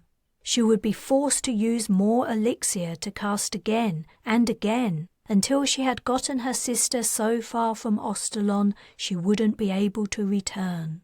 Bryce, Fern, Oriana and Darius were on the other side of the fence, waiting. Parthenia, climb the fence, Carina repeated. At her first command, her sister's limbs had moved, but then they had frozen. The cast and Parthenia's willpower were battling within her. Carina could hardly believe the cast was losing influence so quickly. Her sister's inner strength was powerful, and she was also clearly raging inside. Climb the fence, Carina yelled. Parthenia jerked forward like an automaton. She raised her hands and gripped the wires, her features twisting. Darius pressed his hands against his face and turned away. Parthenia began to climb. Carina kept pace with her. Oriana, make sure you have the elixir ready to hand to me as soon as I reach you. She fixed her gaze on Parthenia, fearing to see her other sister's reaction to the instruction. Barely able to restrain her impatience, Carina watched Parthenia climb over the top of the fence. As she climbed down the other side, Carina followed her, hoping Parthenia would remain under the control of the enthrall cast all the way to the shuttle. Carina jumped the last couple of meters of fence. Are you ready, Darius? She asked. I don't know. He moved his hands away from his face. Tears had mixed with the dirt, creating wet grime that lined the depressions of his eyes and lips. What do you mean you don't know? She glanced toward the spaceport. If they were going to act, they had to be quick. I can't think. It hurts too much. You're hurt? Then she understood. You mean it hurts inside? Darius gave 2 quick nods. She knelt on the wet ground and hugged her little brother. I'm so sorry we're all hurting you. But can you please try? I'll hold you if it helps. Okay. Darius's voice went quiet. I'll try. Oriana, Carina said. Her sister handed her the elixir and she held the canister's open mouth to Darius's lips. The boy took 2 large swallows before closing his eyes. She held him as she imagined Ma would have done, gently and comfortingly. The poor kid. He'd been through too much, and now the fate of all of them rested on his shoulders. But she had no choice except to ask this of him if he and his siblings were to be safe. It's done, Darius whispered. It is? Nothing seemed any different. She wasn't sure what she'd been expecting, but she'd been expecting something. Are you sure we're cloaked? Is there a way we can tell? When I played hide-and-go-seek, I could always see myself. I only knew it was working when no one could see me. Great. Darius appeared to have invented a cast that threw a barrier of invisibility over objects, rather than making the things themselves invisible. Okay, everyone, it's time to go. Parthenia's eyes blazed. You too, sis, said Carina. Sorry, but this is how it has to be. She gripped the elixir canister tightly as they set off across the shuttle landing area. Bryce, can you watch for any vessels coming into land? Don't worry, I already thought of that, he replied, his gaze turned upward. If Darius's cast had worked and they were not visible, an incoming shuttle could land right on top of them. The cloak cast had made the Shura shuttle they had used to escape undetectable to scanning equipment. They were fast walking in a huddle. Carina had maneuvered Parthenia so she was in the middle and she stuck close to her side. In the distance, a line of troops appeared and began a slow jog across the landing ground. Everyone except Parthenia drew a collective breath. If the cast hadn't worked and they could see the soldiers, that had to mean the soldiers would see them. But none of the men or women reacted. There was an audible sigh as they understood they were cloaked. She checked the direction the troops were travelling and followed the line with her gaze. She found herself looking at a military shuttle that had seen better days. But despite the vessel's decrepit appearance, it was definitely where the soldiers were headed. Engineers were swapping out fuel rods. "That's our flight over there." She grabbed Parthenia's upper arm. "Run, everyone, but stick together so you don't move outside Darius's cast. If we don't want a big fight, we have to reach that ship before its passengers." The Mage family broke into a run. She could feel Parthenia's resistance in her bicep. The muscle was cramping in her grip. She could also hear a low groaning or growling sound. She looked around, trying to see where the noise was coming from. Then she realized it originated in her sister. Parthenia was trying to speak. "Just another few minutes, please." She doubted any guards would have been posted at the vessel, but she guessed there might be personnel inside. The pilot would be there for sure, waiting to ferry the approaching detachment of troops to the battle. She checked the speed of the soldiers who were running toward the shuttle. She estimated her little group would arrive first, but not by much. They would have to close the doors fast, but what to do with the pilot? They couldn't take him or her along. A sudden alteration in the running soldiers' attitude caught her attention. They were staring directly at them. No, not all of them, only Fern, who was out in front. He must have run too far ahead. "Fern, slow up," she called. Her brother eased his pace, but the damage had been done. "Hey, what the hell do you... Huh? Where'd he go?" The troop leader turned to his subordinates as if to confirm he hadn't been seeing things. The men and women looked just as confused as him. The pause allowed Carina and her family to reach the shuttle first with time to spare. She ran up the ramp without braking, forcing Parthenia onward. Inside, 2 privates were lounging on the seats. They froze in surprise, mouths and eyes wide. She must have run outside Darius's cloak. The other mages and Bryce burst into the cabin. She saw everyone except Darius. She would have to trust he remained cloaked. Thanking the stars they only had 2 Dirksen soldiers to fight, she went for one, leaving the other to Bryce. She grabbed the shocked woman's weapon from her grasp, hauled her to her feet, and forced the muzzle into her back. Pushing the woman in front of her, Carina compelled her to leave the shuttle. Bryce's target followed soon after. When the 2 soldiers set foot off the ramp, she told them to run or feel the heat of the shuttle's engines as she took off. As she returned to the cabin, the pilot conveniently appeared. "Please do the honours," Carina said to Bryce as she pushed past the pilot to reach the flight controls. "Darius, cloak the ship as soon as you can." Her gaze roved the displays and interfaces. Thankfully, the old-style basic vessel had the equivalent old-style basic controls. "Pilot's gone," Bryce yelled. She closed the doors. Now she only had to... "Parthenia! No!" someone shouted. Carina recognized Fern's voice.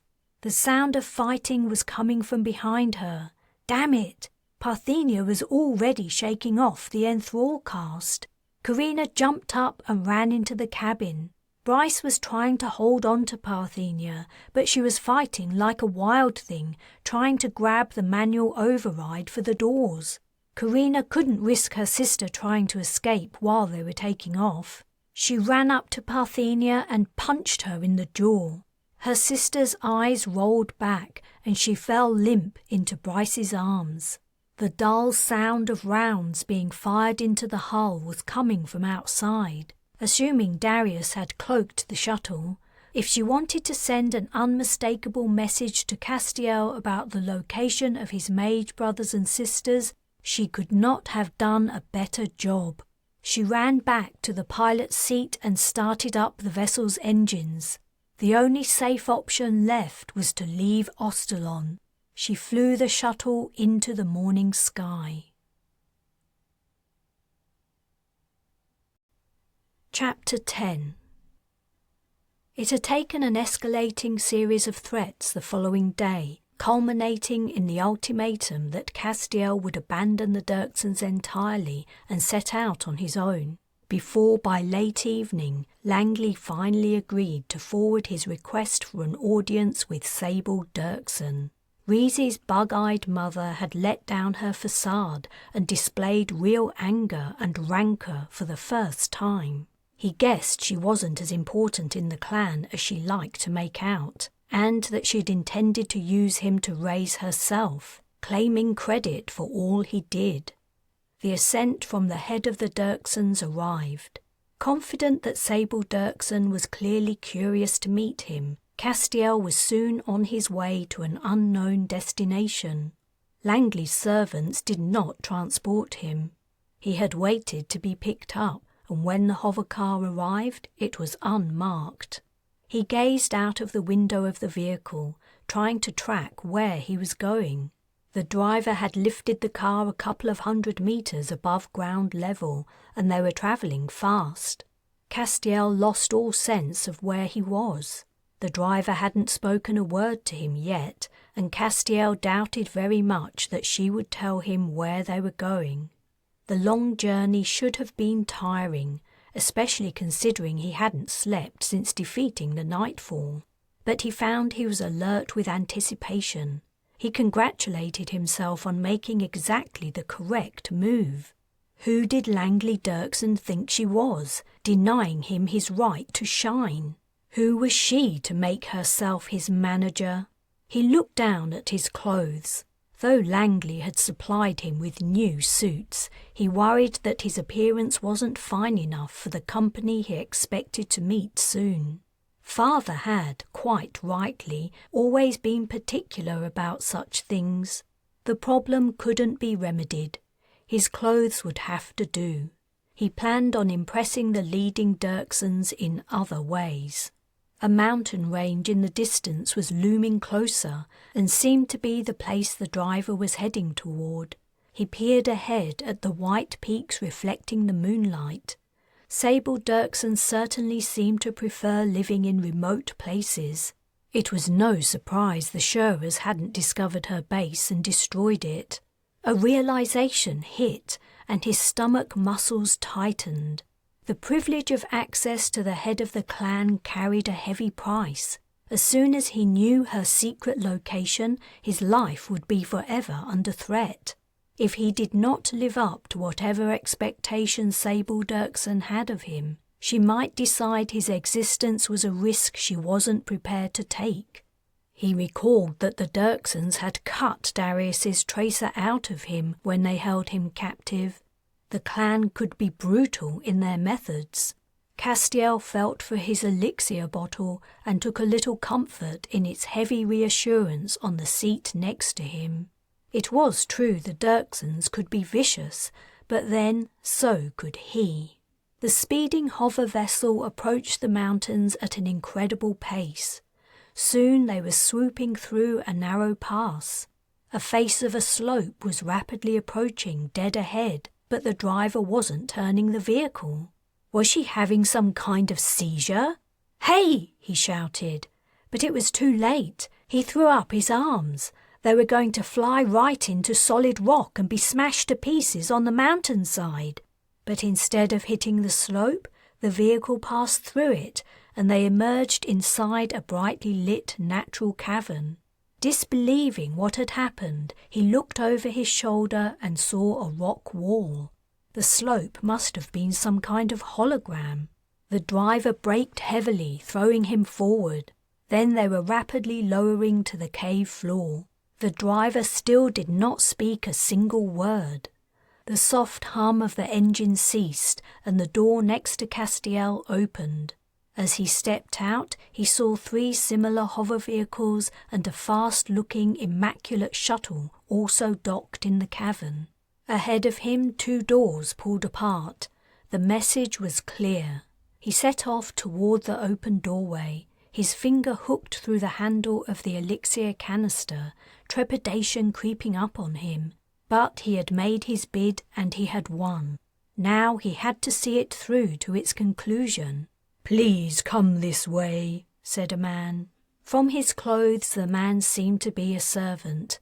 Castiel didn't deign to speak to him, but followed him through rough-hewn passageways. The floor was worn smooth, and though the walls were rough, in some places they were shiny, as if people had rubbed against them for centuries.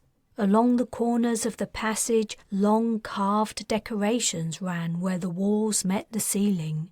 Most of the carvings were of animals he didn't recognize. He had the impression the place had been inhabited for hundreds or thousands of years, but he didn't think it was Dirksons who had lived here. According to what Langley had told him, the clan had only inhabited the planet in substantial numbers for a few years. They arrived at a set of doors that stood twice as high as Castiel. The servant said something into a panel and the doors split apart. This was it. He was about to meet the person who wielded the ultimate power in the Dirkson clan. He breathed in deeply and stepped through the opening. A single large stone chair stood directly ahead of him on the far side of the vast chamber. But the chair was empty. Puzzled, he looked around the hall. "I'm over here," said a voice. His eyes widened when he saw the voice's owner. A young woman who looked not much older than himself sat in a luxuriously padded armchair at the far end of the room. Her hair was short and dark, and she was wearing expensive pajamas under a robe. The chair faced a fire of burning logs, at which the young woman was toasting her bare feet. "It's warmer here," she said. "This place is so fucking cold." When he hesitated, Sable Dirkson went on, "Well, are you going to speak to me or not? Or did I get up out of my warm, comfortable bed in the middle of the night for nothing?" He jerked into action, closed his gaping mouth, and walked with what he hoped was a confident swagger to stand in front of the clan leader. Should he bow? Kneel? He hadn't thought this part through. "My name's Castiel. Castiel Scherer. I know. Langley told me all about you. So the old spider has finally given up her prize. You are a prize, right?" Despite her young years, Sable Dirkson's stare was disarming. "I can do things that others can't," he said.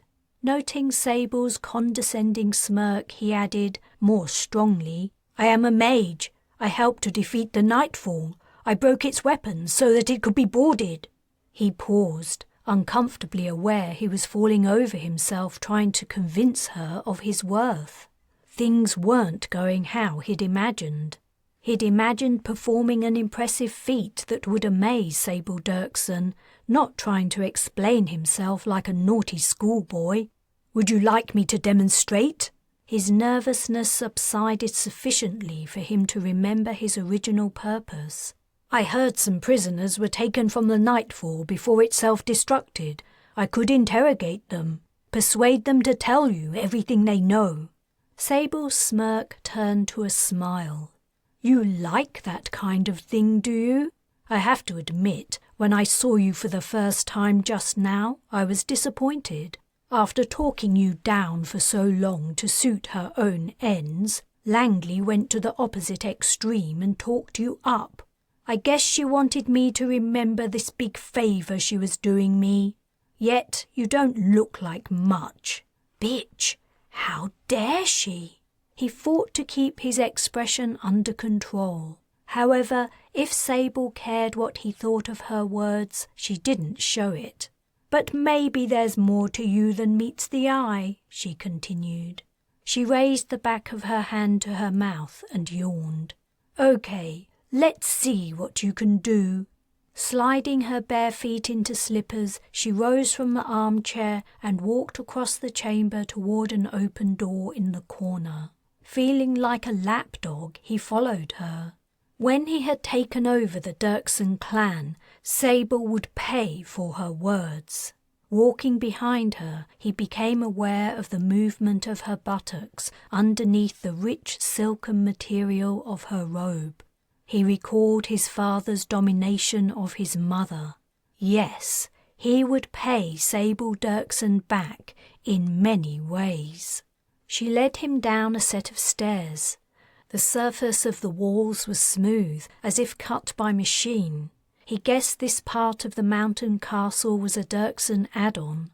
They came to a sealed steel door that slid open as Sable arrived at it. There was a security mechanism he could not see. The door somehow recognized authorized persons. They stepped into the narrow corridor beyond, where the chill of the cold stone that Sable had mentioned became even more noticeable. More steel doors were set at regular intervals along the passageway. No guards were in place. He scanned the ceiling. All he could discern that was out of the ordinary was a row of black dots. Perhaps they were cameras or weapons. "Here we are," Sable announced. Once more the door opened as she drew near to it. Behind it stood a transparent wall, and in the cell beyond a woman lay curled on the bare stone floor. She was nearly naked, and what rags remained on her were blood-stained. Her flesh bore the marks of torture. She was shaking with cold, and when she saw them looking in, she shrank into the cell corner. She appeared to sob, though no sound came through the transparent wall. Despite her state, the woman looked familiar. He couldn't remember where he'd seen her on the nightfall. Had she been one of the troops, perhaps? Or was she higher ranking? Father hadn't allowed him to walk around the ship very much. He tried to place the woman in his memory. "Whoops," Sable said. "Wrong one." She backed out of the doorway and gestured for him to leave too. But he had finally recognized the woman's terrified face. "I know her," he blurted. The prisoner had not been on the nightfall at all, hence his confusion. She was at one of Langley's parties. He recalled the woman's hair styled into a spiral above her head. That and the fact that she'd been beautifully dressed the previous time he had encountered her had added to his confusion. Well spotted," said Sable, adding, "She's a nasty little spy, Langley's spy, as you noticed. It'll be a long time before she'll live down her association with the person who revealed our presence on Ostalon to the Shearers." The cell door closed. "I'm sure that one has more to tell us," said Sable. "But then I'll take great pleasure in dispatching her. If there's one thing I can't stand, it's disloyalty." She paused and glanced at him before moving to the neighbouring door. As it opened, Sable's gaze fell on him again. Once more those hard, dark eyes pierced him. If she hated traitors so much, what did she think of him? He was a Shearer, yet here he was on the Dirksens' side, offering to help them. Would she ever grow to trust him? But then, he didn't want her trust. He wanted her power. He looked through the transparent wall of the second cell. This time he immediately recognized the prisoner. Tremoil. The Dirksens had gotten themselves a Shearer admiral. Though she was as bloody as the former captive, Tremoil didn't display anywhere near the same terror or submission. Recognition dawned in her eyes as she saw Castiel, but otherwise her features betrayed no emotion. "You know who you have here, right?" Castiel asked Sable. "We don't know her name, only her position, unless she stole someone else's uniform. I'm certain an admiral has a lot to tell us, otherwise I would have had her executed by now. But she's a tough old witch and hasn't revealed a thing. She's called Tremoil." "Thanks, that may be useful to know. Is that all you can do, though? I had heard you have some success with affecting spacecraft. I was expecting something more impressive." He snorted dismissively. "I spent time aboard the Nightfall and I recognize her, that's all." His gaze roved Tremoil's body. The woman had withstood significant abuse. Though he wasn't familiar with the Shura's military arm, he guessed she had probably been well trained to withstand interrogation. Employing the regular methods for extracting sensitive information would not produce results.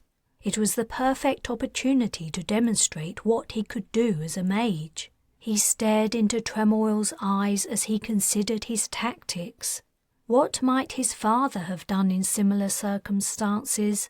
The answer came, but his method required more than one captive. "I heard you had captured a few prisoners from the Nightfall," he said. "We have 3, Sable replied. "But this one will do for your demonstration. I need 2, together." Sable frowned. "In the same cell?" "No. One of them has to be able to see her." "Ah, I think I understand your intention. As it happens, this prisoner has a neighbour." Sable went to the door of the next cell and did something at a panel. Tremoil's cell wall became transparent, revealing a second prisoner from the Nightfall. Castiel was interested to see the Dirksons had also captured Calverley, another high-ranking Shura officer. Calverley registered his recognition of Castiel with the lifting of his upper lip in disgust. "Good," said Castiel. "He'll do nicely. He must be able to hear as well as see what's going on." "Done," said Sable, still at the panel. "And they can both hear us now, too." "Right." His moment had arrived. He was about to cast, but then he realized he'd been concentrating on the persuasion part of the interrogation, not on what information Sable wanted him to extract. "What is it you want to know?" "Well, since your family has so kindly destroyed one of our main shipyards, it would be nice if we could return the favor." Shura shipyard locations would definitely be something Tremoil and Calverley would know. "Did you hear that?" Castiel asked them. "You know what I and my siblings can do. Tell us the shipyard locations, or you'll regret it." Tremoil spat blood and said, "Fuck off, you little c*." "Shame your sister didn't do the same to you as she did to your father," said Calverley. "He got what he deserved in the end." Castiel's hands curled into fists. "My father was worth more than all the rest of the Shuras put together." It was actually his mother, not Carina, who had killed father, but he was not about to inform Calverley of that. Sable raised a hand to her mouth to cover a smile. Castiel breathed out heavily. "Tell us the shipyard coordinates." He waited. "Last chance." When neither of the Shura officers answered, Castiel was actually pleased. This was going to be enjoyable. He unstoppered his elixir bottle and took a swig. Then he closed his eyes to concentrate. He had practiced the cast on animals at Langley's estate with varying results, but the animals had always died eventually, and that was all that mattered. Castiel wrote the character and sent it out, deciding at the last minute to send it to Tremoil. Calverley had insulted his father's memory, but Tremoil had called him a nasty word. He wasn't going to stand for that, especially not with Sable Dirkson as a witness. He had to show her he wouldn't allow anyone to disrespect him. Tremoil shrieked and clasped her back. She began to wriggle around, as if trying to escape something. But there was no escaping the split cast. Calverley was on his feet and shouting, banging his cell wall with his fists. His words were drowned out by Tremoil's howls of agony.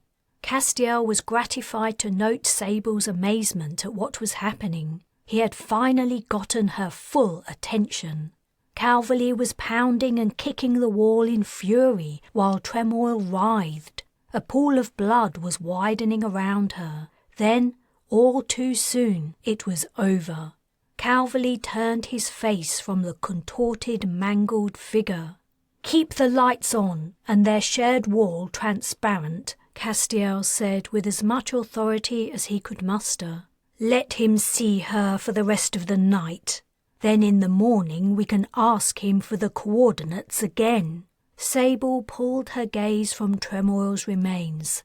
"Come out here." She closed Tremoil's cell door. "That was dumb," she said. "I didn't know you were going to kill her. Now we're one Shura prisoner down, and a useful one at that. You should have told me what you were going to do." When he opened his mouth to reply, she held up a hand to silence him. "But I have to admit, you have some interesting skills. Maybe I can find a use for you." He cursed inwardly. Enthrall. He should have tried the enthrall cast. What a stupid mistake. He might have been able to force them to answer questions without hurting them. He'd been trying too hard to impress Sable. "There's plenty more I can do," he said. "That's only a small part of it. Let me try again." "No, I want to think about it before I let you loose on my prisoners again. That's enough for now." Sable yawned. "I'm going back to bed. Come with me." They left the prisoner cells and returned to the older part of the castle. Sable took him up another flight of stairs. At the top, the servant who had met him at the entrance was waiting. "Find him a room," she told the servant. Then, without saying another word, she walked away down the corridor. In this part of the mountain castle, carpet ran along the floor, softening footsteps and reducing the chill. He followed the servant, but he glanced repeatedly over his shoulder to see what Sable was doing. She stopped at a room at the far end of the corridor. 4 men stood outside it. At first he thought they were guards, but during one long backward glance he saw Sable look each man up and down before poking one in the chest. Her choice followed her into her room. That night his thoughts were diverted from his killing of Tremoil to what he'd seen Sable do. He wondered if one day he would be joining her in her room. Chapter 11. According to the data Carina was seeing from the shuttle's scanners, Dirksen and Shura ships had clearly slogged it out hard for control of Ostalon. As well as the traces of heavy and prolonged pulse fire, it looked like something big had exploded. The interplanetary space was a mess. She set a trajectory that would take them in the opposite direction from the fast-moving cloud of flotsam. Cloak was a useful cast. The shuttle's scanners could receive data, yet other ships' scanners were apparently not picking up their presence. Otherwise, ships in the vicinity would be giving them 5 seconds to explain themselves. How long would the cloak last? Carina was about to leave the controls to go and ask Darius when she heard someone run up behind her. Before she could see who it was, she was slapped across the back of her head. She spun around and caught Parthenia's arm as she was about to land another blow. Carina stood up, maintaining her grip on her sister's arm. They locked gazes. Carina released Parthenia. Her sister hit her again, slapping her forcefully across the face. Carina bore the attack as Parthenia continued to rain blows on her head and face. She didn't defend herself. Parthenia's fist split Carina's gum across her tooth and hot blood oozed into her mouth. Her ear rang from Parthenia hitting it. Then her sister landed a blow on the bridge of her nose. Blood burst out and ran down her face. The pain brought tears to her eyes. Eventually Bryce realized what was happening and ran into the cabin. He grabbed Parthenia's shoulders and pulled her away. She didn't resist. "What the hell do you think you're doing?" Parthenia didn't take her eyes off Carina. She took a step closer. Bryce inserted his arm between them to prevent her from resuming her attack. "Don't ever speak to me again," Parthenia hissed. She turned and stalked from the cabin. "Stars, you're a mess," said Bryce. "I'll find someone to help clean you up. Are you okay?" "I'm fine." Carina sat down and put her head in her hands. Blood dripped from her nose onto the console. I don't blame her. It's no more than I deserve. "No more than you deserve? She should be on her knees thanking you for saving her life. She would have died on Ostalon by herself." "I know, but what I did was wrong. She's old enough to decide for herself what risks she wants to take. I just couldn't bear to lose her. Not after what happened to Ma. I was being selfish. Now she'll hate me forever, justifiably." "At least she'll be alive," said Bryce. "I can understand she would be angry, but she's overreacting. She has to know you did it for her own good." Carina pressed her sleeve against her nose to stem the flow of blood. "You don't understand.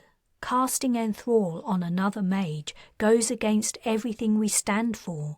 It's a cast you're only really supposed to use in self-defense. It's entirely against our code to use it to gain advantage over someone, especially another mage. Double especially your own family. I guess Ma made that clear to them at some point. What I did was far worse than abandoning Parthenia to her fate. I wouldn't be surprised if the rest of them hated me now as well." "I'm sure they don't, and that Parthenia will come around eventually. If they hate you for saving their sister from Castiel, they're a bunch of idiots." Carina smiled and then regretted it as her cut gum sent out a sliver of pain. Her nose hurt like a bitch too. "They're only kids, Bryce, and they were protected from the harsh realities of life as they were growing up. When you consider that, they've all done amazingly well over the last few weeks. I'm proud of them." "If you say so. I'll try to find a cloth and some water." She hoped the shuttle was stocked with water and other emergency supplies. As it was a military vessel, she would have been surprised if it wasn't, but it was a possibility. The ship was so old it had probably been brought out of storage for the battle. She hoped it contained what they would need to sustain them during their trip to their next destination, wherever that might be. She checked the fuel level and was gratified to see it was registering 100%. Next, she checked the shuttle's range. Her heart sank. The little vessel would not take them far. She brought up the local region star map and drew a sphere at the boundary of the farthest the shuttle would take them without refueling. "Bryce asked me to help you," said Nala, standing in the cabin doorway. She was holding a piece of cloth and a water ration. Carina had hardly spoken to the little girl since rescuing her from Langley Dirkson's mansion. Little Nala had been constantly quiet and submissive, meekly going along with whatever they did. Carina hadn't even asked her if she was pleased she had taken her away from Castiel. "Thanks," said Carina. Nala moved closer and dampened the cloth with water from the container before carefully dabbing at the drying blood on Carina's face. She touched Carina's nose, which made her suck in a breath and wince. Nala drew away in fear. "It's okay," said Carina. "It just hurts a bit." As Nala resumed her gentle cleaning, she asked, "What's Bryce doing?" "He's talking to Parthenia." It was nice of him, but she doubted it would do any good. She knew that in Parthenia's position she would have reacted just the same, if not worse. "Are you glad you aren't with Castiel anymore?" she asked. hoping that at least one of her half-siblings didn't despise her. "Yes, I am. I thought he was a nice brother, but he was mean to me. I didn't want to stay with him any more." "That's good to hear, Nala. Thank you." The little girl blushed and looked down, unused to receiving approval. Stefan Scherer had screwed up his offspring in so many different ways. "Not another freezing trip," Oriana whined. Their shuttle had departed the Floria system, and Carina was explaining their destination options. Only 2 star systems with inhabited planets were within range, and to reach either of them would entail a reenactment of their flight from the Nightfall, when they had endured life support set at the minimum level for survival to eke out the fuel. "We don't have a lot of choice about it," Carina snapped. Her nose continued to throb. She wondered if it was broken. Parthenia hated her, and now she realized she'd persuaded the family to leave Ostalon only to face the prospect of a dangerous journey and an uncertain arrival. So, which is it to be? The ship's databanks don't carry much information on either system. Both have only one habitable planet, and they're both backwater places, which is good. "Huh," said Bryce. "You mean like Ostalon?" "Right," Carina sighed. "Like I thought Ostalon was. So I guess we have no idea what the hell we're going to find." "I vote we go to whichever is closest in that case," Fern said. "There's only 3 or 4 days difference in travelling time," said Carina. "The one that's farthest away seems a slightly better bet. Its name is Pyrene. The nearer one is mostly rock.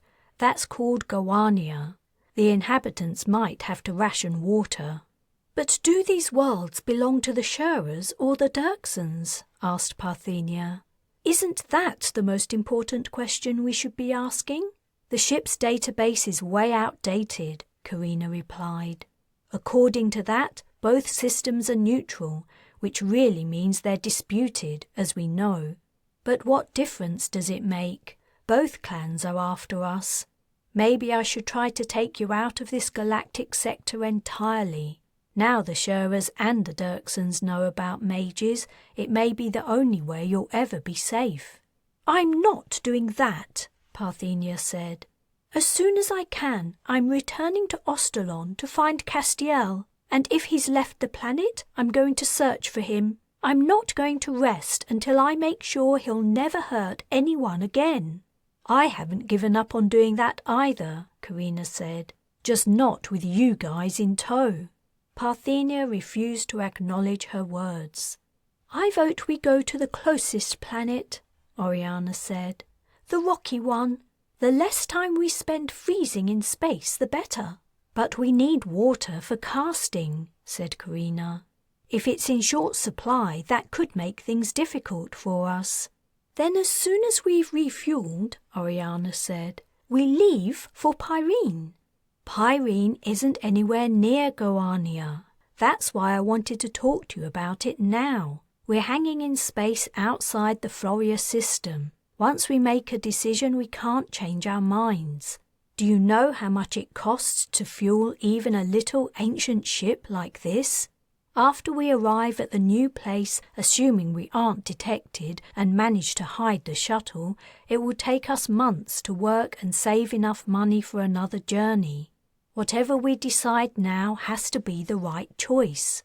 Carina was beginning to rethink her decision to open the question of their destination to her brothers and sisters. She had wanted to include them in the planning more because she was feeling bad over what she'd done to Parthenia. She was also wondering if she'd done the right thing in escaping Ostalon. News of their escape must have gotten back to Castiel, and ships would be searching for the fine trace of a single small shuttle fleeing the system. Bryce had been quiet for the discussion, but he finally spoke. "In my opinion, you're overthinking it. We don't know enough to make an informed decision, and we have no way of finding out any more information. Pyrene could be a secret Scherer military base, and Goania could be a Dirksen prison planet for all we know. Just pick one, and we'll go there. We'll have to take whatever comes to us no matter what. So, Goania? Carina asked. I guess so. Yes, Goania, Oriana said. Fern nodded. Darius said, I want to go wherever you think is best, Carina. I don't mind, said Nala. I vote we return to Ostalon, said Parthenia. I'm sorry, but that isn't an option. Looks like Goania it is. I'll set the coordinates. Can you all please scour the ship for whatever you can find to help us get through the next 4 weeks? 4 weeks? Oriana was aghast. That's twice as long as it took us to get to Ostalon. We could always go to Pyrene, Carina said. That would take us 4.5 weeks. I hope we find something different from ration bars to eat. Carina doubted the shuttle had been stocked with anything else. She only hoped the rations weren't as old as the vessel itself. Leaving the others to figure out how they were going to survive the journey, she returned to the pilot's controls to input Goania's coordinates and pare down every energy-consuming system on the ship to its minimum sustainable level. They were in for a tough journey, but perhaps arriving at Goania would prove the beginning of a brighter future.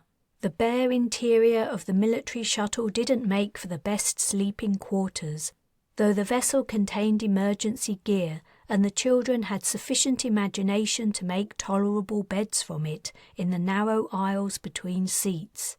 Carina set the quiet and active shifts. It helped to have a routine and well-defined days and nights to keep them from descending into apathy and depression. In the quiet shift, Carina and Bryce slept next to each other for warmth, and the girls and boys similarly huddled up. There wasn't much to do except sleep. They didn't have the ingredients to make elixir, and the supply that they had was precious. They needed to save it, so Darius could cloak the ship again when they landed on Goania. After that, they might need all the casts they could muster to remain safe.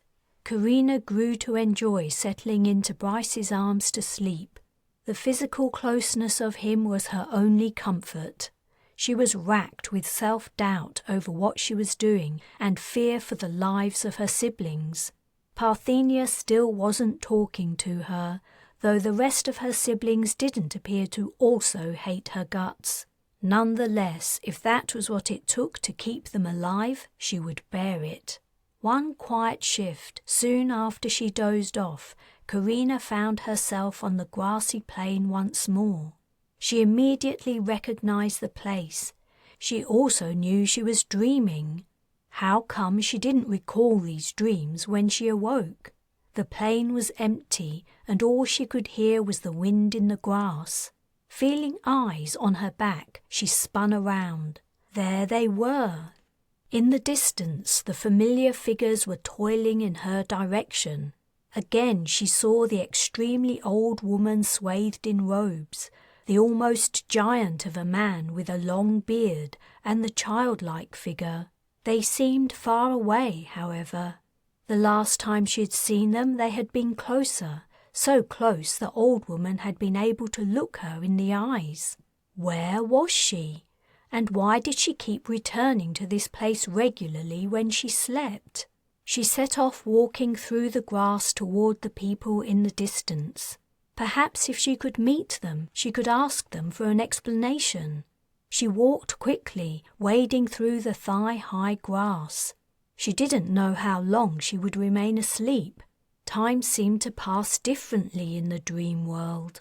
But though she strode as fast as she could, she didn't draw any nearer to the group. If anything, she appeared to be moving away from them. Forcing her way through the high grass was hard. She halted while she caught her breath. Her gaze remained on the walking people, and as she watched, she frowned. Though she was still and they were walking toward her, they were actually growing more distant. What was happening? The uniform grassy plain seemed to be growing wider as she watched. She would have to run if she wanted to draw close to them, run faster than the expansion of the plain. We're going the wrong way! Someone was shouting in her ear. Someone she knew. Darius. What was he doing on the plane? She woke up. Her covering had fallen off and the chill cabin air was invading her bones. Darius was hovering next to her, the same as he had been in her dream, though he was shadowy in the dim cabin, not brightly lit by a hot sun as he'd been a moment previously. "We're going the wrong way," Darius repeated. "I didn't understand." Bryce began to wake. Carina sat up. "Not so loud. Everyone's trying to sleep." "We have to turn around," said Darius. "We can't turn around. Come with me." She took a cover and wrapped it around herself before going into the pilot's cabin, bringing Darius along. "Did you have a bad dream?" she asked, after closing the door. "No, I didn't. I had a nice dream. I'm sorry, Carina. It's all my fault. I didn't understand, and I kept forgetting. And then, when we were talking about where to go next, I didn't want to say anything because I wanted to do whatever you decided. But now they're telling me I made a mistake." "They're telling you? Who are telling you?" "The people in the dream," Darius explained, as if Carina was a little simple-minded. "What people? Wait." Darius was shaking with cold. "Come here." She wrapped her arms around him so the blanket covered them both. "What have you been dreaming about?" Though Darius didn't seem to have had a nightmare, he'd clearly dreamt something that had gotten him worked up and confused. "I can't remember very well, but I'm in a new place, outside, in a field. There are people there talking to me. One of them's an old lady. She talks to me a lot, but I can't remember most of what she says. Only that we need to go to the planet with the numbers. I remembered that when we were deciding where to go, but I didn't want to say anything. I thought it was just a dream. Then tonight she was cross with me. She said we're going the wrong way and we have to turn around." "Okay, I get it," said Carina. Darius was worried and stressed, and it was affecting his sleep. It wasn't surprising, given everything that had happened. His anxiety was playing out in his dreams. She hugged her brother tightly. "I hear what you're saying, sweetheart, but it's too late for us to turn around now. We have to go to Goania because we don't have enough fuel to get us anywhere else. But it's going to be okay, Darius." "No!" Her brother struggled free from her arms and faced her. "We have to go to the planet with the numbers." "What do you mean? That doesn't make any sense." "The woman said we must go to the planet that has the numbers." "Numbers?" Darius had been drawing numbers obsessively for weeks. Carina decided to humour him. "What numbers?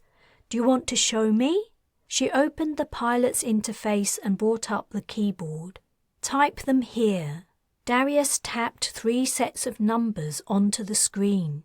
Her chest tightened. She hadn't taken much notice of her brother's scrawlings, but seeing the numbers on an interface made her realize immediately they looked like galactic coordinates. What was more, the coordinates looked familiar. Her heart sinking, she looked up Pyrene's coordinates. They were the same. Noticing her expression, or perhaps absorbing her feeling, Darius's chin trembled. "I was right, wasn't I? The planet with the numbers is the one we were supposed to be going to, and I didn't tell you." "It's okay." She hugged her brother again while she thought things over. "Darius, who told you where we were supposed to go?" A tingling of familiarity was teasing her mind. She had been dreaming too when Darius had woken her up. For a moment she'd thought he was part of her dream. "The old lady," Darius replied. "But there were other people there too. I'm not sure how many." "The old lady? The thought of an older woman also rang a bell in Carina's mind. The cabin door opened. Bryce was standing there, a blanket over his shoulders and his hair ruffled up. Is everything all right? Yeah, we're okay, said Carina. You can go back to sleep. But we have to turn around, Darius almost yelled. His little body stiffened in Carina's arms. I told you, we can't. Maybe after we arrive at Goania we can refuel after a few weeks and then go to Pyrene. Why would we want to go to Pyrene? Asked Bryce. He stepped into the cabin and closed the door. Someone in Darius's dreams is telling him to go there. He even knew the coordinates. Carina nodded at the interface screen. Bryce peered at the numbers. Holy shit, that's weird. You're telling me. And the weirdest thing is, I think I might have been having a similar dream. Well, that's... Bryce paused. He touched the cabin wall. Huh? Then she noticed it too. The slight vibration of a spaceship in motion was absent. The shuttle's engine had stopped. She wiped Pyrene's coordinates from the interface and brought up the operations display. The engine was offline. But why? They had enough fuel for another 2 weeks' travel. Had something gone wrong somewhere? She ran a diagnostic. Everything was fine except... She groaned. The fuel level read 100%. It was impossible considering the distance they'd travelled. The gauge was faulty. The shuttle must have been carrying far less fuel than she'd thought when they set out. They hadn't had enough fuel to get them anywhere. What's wrong? Asked Bryce. The Dirksons had only been using the shuttle to transport troops to and from the planet's surface. They hadn't required the vessel to travel long distances. As long as the fuel was topped up, it didn't matter that they didn't know exactly how much the vessel was carrying. The mechanics were probably waiting until after the battle to fix the fault. Carina, Bryce said. Why have we stopped? We're out of fuel. What? How come? Shit, shit, shit. This ship's a piece of junk. That's how come. She brought up their position. The display said exactly what she knew it would. They were halfway to Goania, in deep space and far from any trade routes. There was a click and the display flashed, main fuel supply exhausted, emergency backup supply activated, minimal life support only. They were already running on minimal life support. Carina did the only thing possible in the situation. It was better to be picked up than die in the loneliness of space, even if their rescuer was a Shura or a Dirkson. The chances anyone would come within range to notice the signal was slim, but it was their only hope. She activated the distress beacon. Chapter 12. Castiel woke to a chilly atmosphere in his room in the Dirksons' mountain castle. He had fallen asleep quickly after leaving Sable Dirkson, tired after the previous day's events. He didn't know how long he'd slept. The room had no windows and contained nothing to tell him the time. He turned on the light. The room's walls were rough-hewn from the pale grey mountain stone. A smaller version of the fireplace Castiel had seen in the great hall occupied the central spot on the wall opposite the bed, its grate bare. In a corner stood a wash basin, also roughly cut from the mountain's stone. A spigot overhung the basin. In another corner sat a clothes chest. A mirror hung on the wall. And that was it. Castiel concluded that Sable Dirkson rarely hosted guests, and that when she did, she took little care to spoil them with luxury. He rose from his bed, dressed himself, and took his bottle of elixir out from underneath the covers where it had lain all night.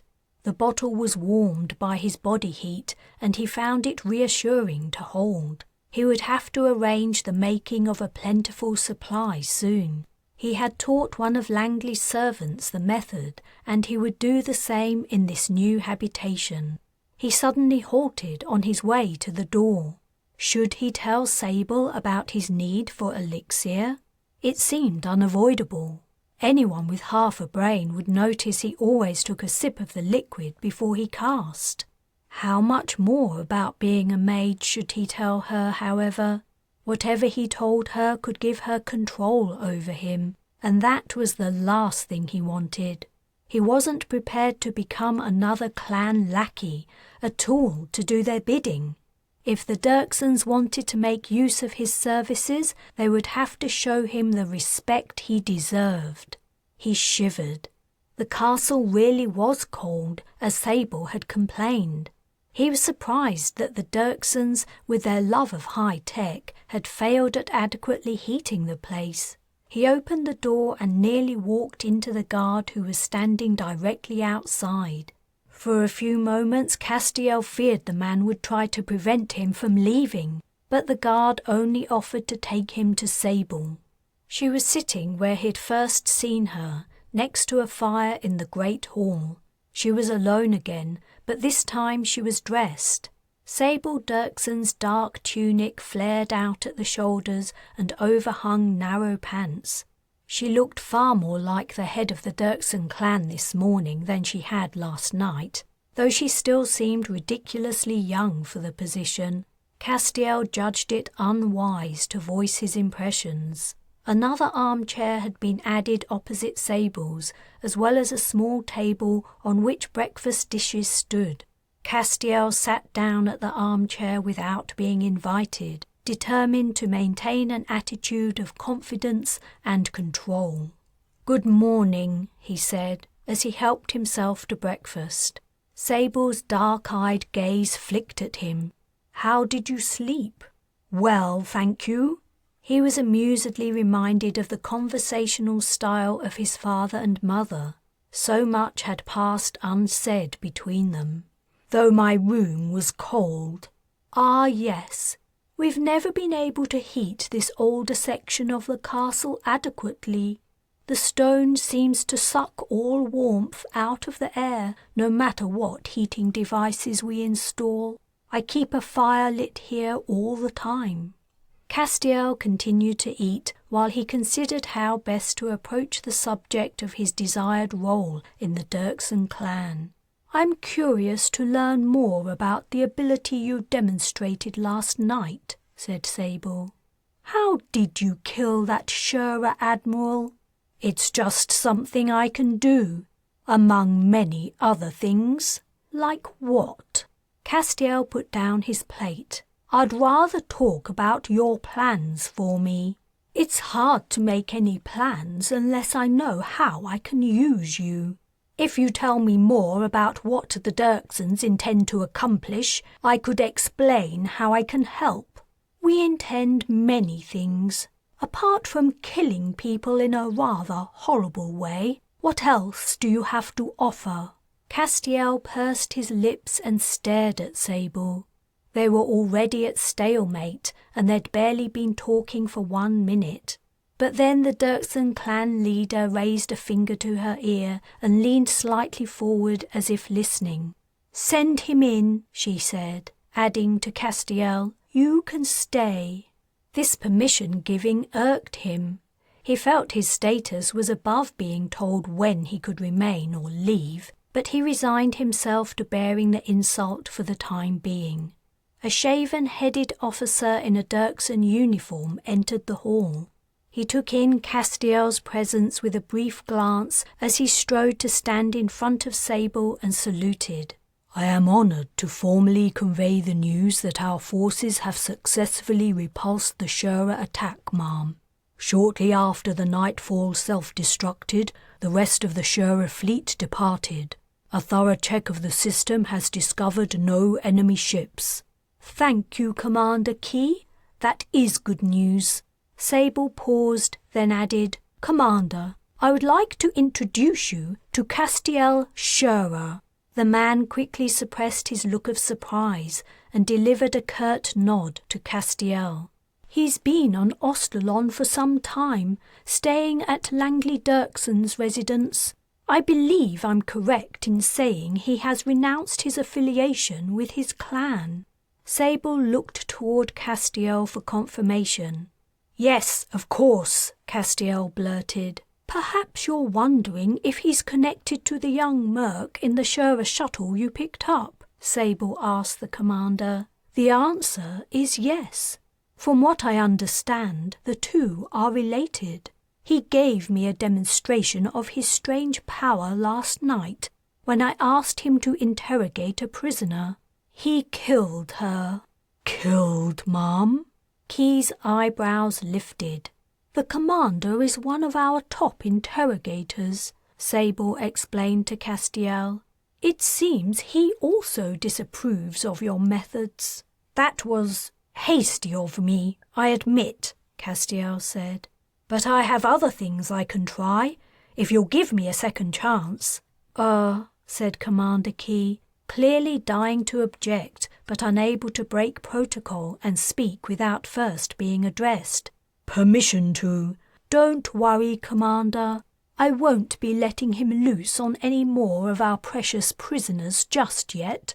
Not until I have a much better understanding of what he does. While you're here, why don't you go and see what you can find out from the remaining ones? When they hear their friends have departed and they're alone without a hope of rescue, they might feel more inclined to divulge something." "Yes, Mom." Key saluted and left, striding toward the exit that led to the lower level. "Castiel," said Sable, "I feel we've gotten off on the wrong foot. Why don't we try again? Would you like me to show you around my abode? It's quite an unusual residence, isn't it?" I'd like that," replied Castiel, somewhat taken aback by her sudden change of attitude. "Come with me. We'll start at the peak." Sable rose and led Castiel across the hall to a small elevator. "I had to have this put in when I arrived," she said, as the doors opened. "The castle floors rise to the very top of the mountain, but all there was to move between them was stairs. Can you believe it?" They stepped inside the elevator and the doors closed. "So what I was thinking was correct," said Castiel. "The Dirksons didn't build this place." "That's right. We squeezed the secret of its existence inadvertently from an Ostalonian official. I forget who it was. He thought the information might buy him some clemency. He was wrong. I found the castle perfect for my needs, however, so I moved in. I've added some sections since then." Castiel surveyed Sable from the corners of his eyes. He knew the Dirksons had taken over the planet several years previously. How old had their leader been then? She had to be older than she looked. They rode the elevator to the top floor, and the doors opened to reveal a small round room encircled by narrow arched windows without glass. They stepped out, and Castiel immediately walked to a window. A keen wind blew through it. The view was magnificent. They were at the very top of the mountain, and he could see for miles all around. "It's certainly something, right? I come up here sometimes to think. But doesn't this place give away the fact that there's something inside the mountain? Aren't you worried someone looking at the mountain range could spot it? It isn't visible from the outside, the same as the entrance you flew in through." "That's amazing. I don't think the Shuras have that tech yet." Sable gave a small chuckle. "We don't have that tech either. It's how the place was when we arrived.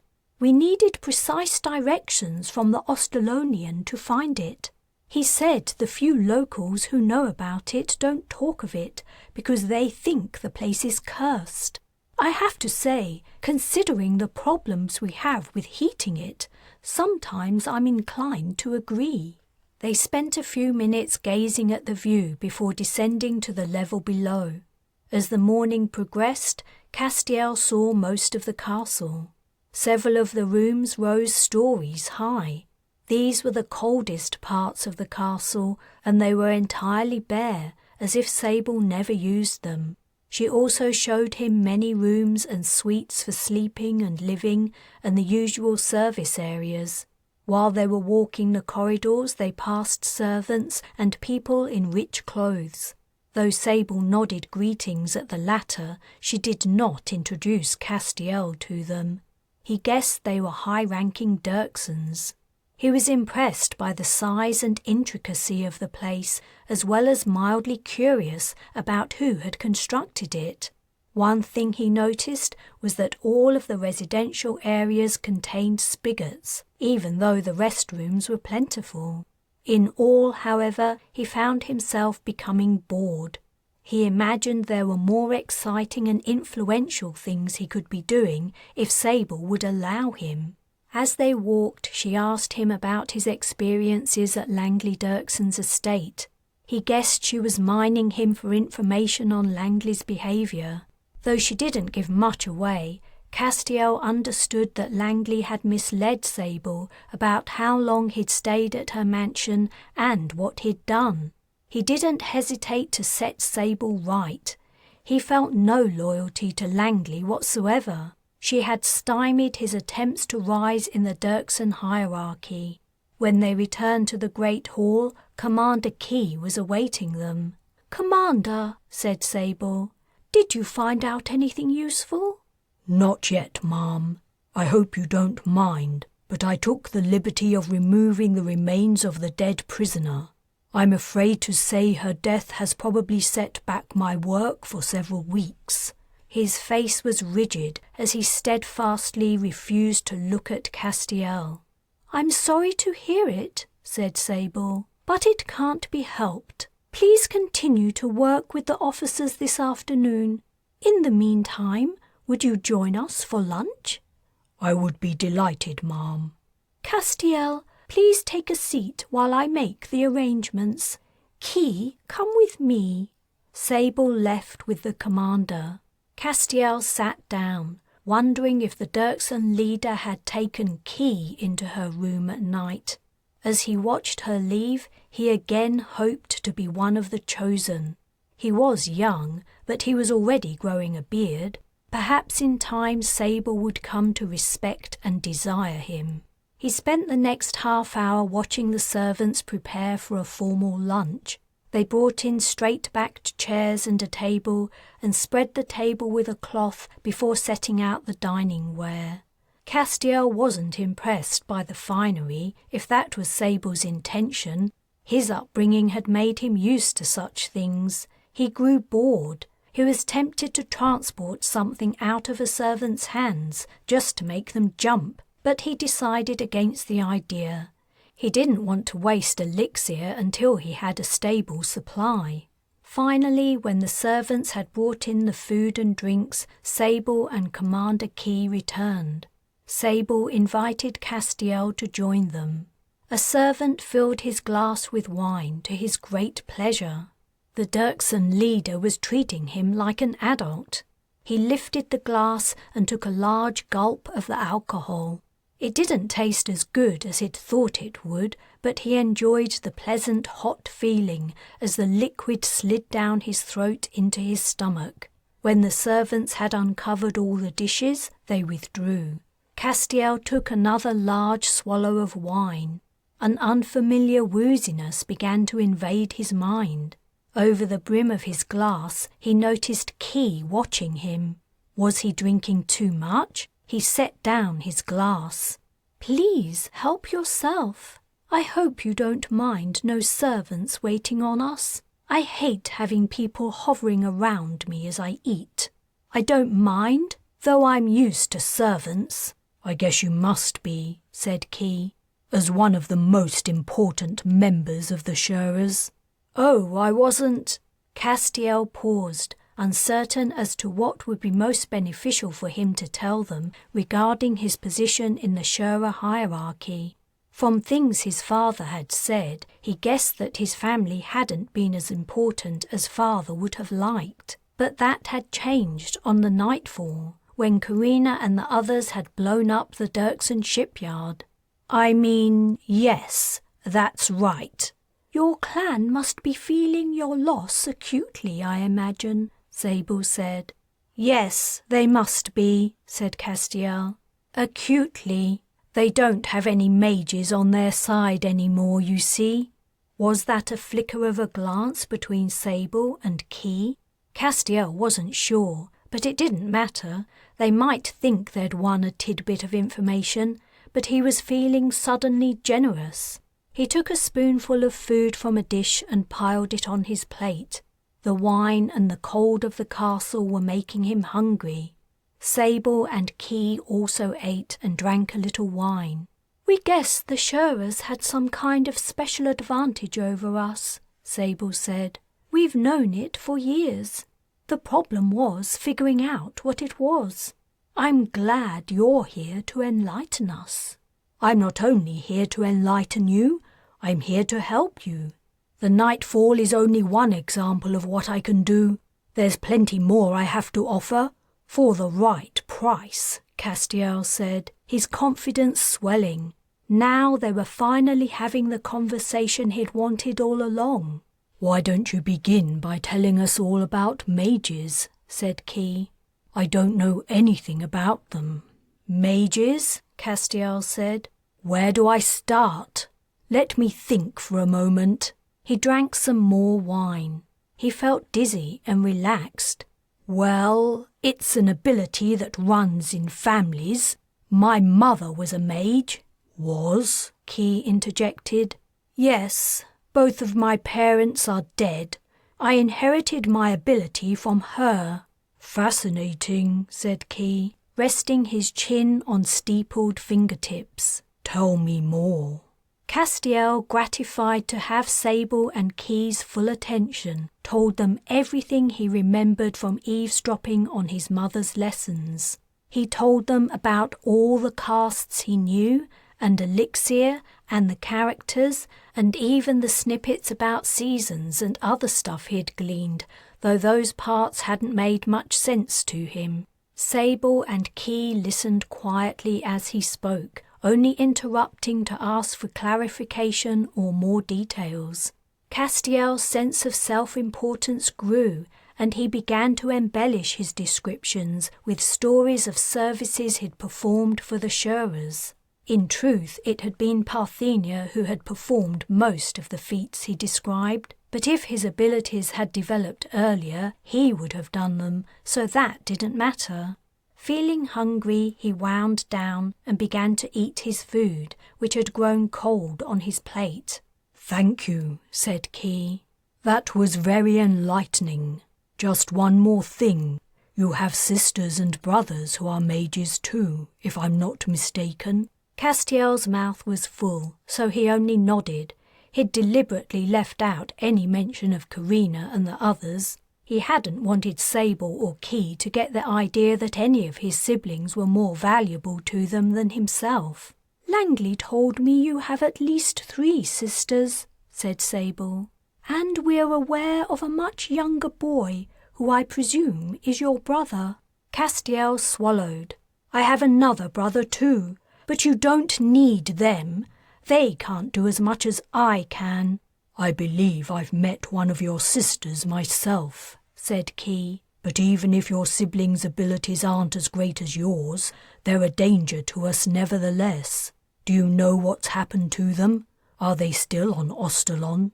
I've been searching for signs of them, but I haven't turned up anything yet. What sorts of signs? Asked Key. Reports of extraordinary events, like fires starting for no reason, or people appearing out of thin air.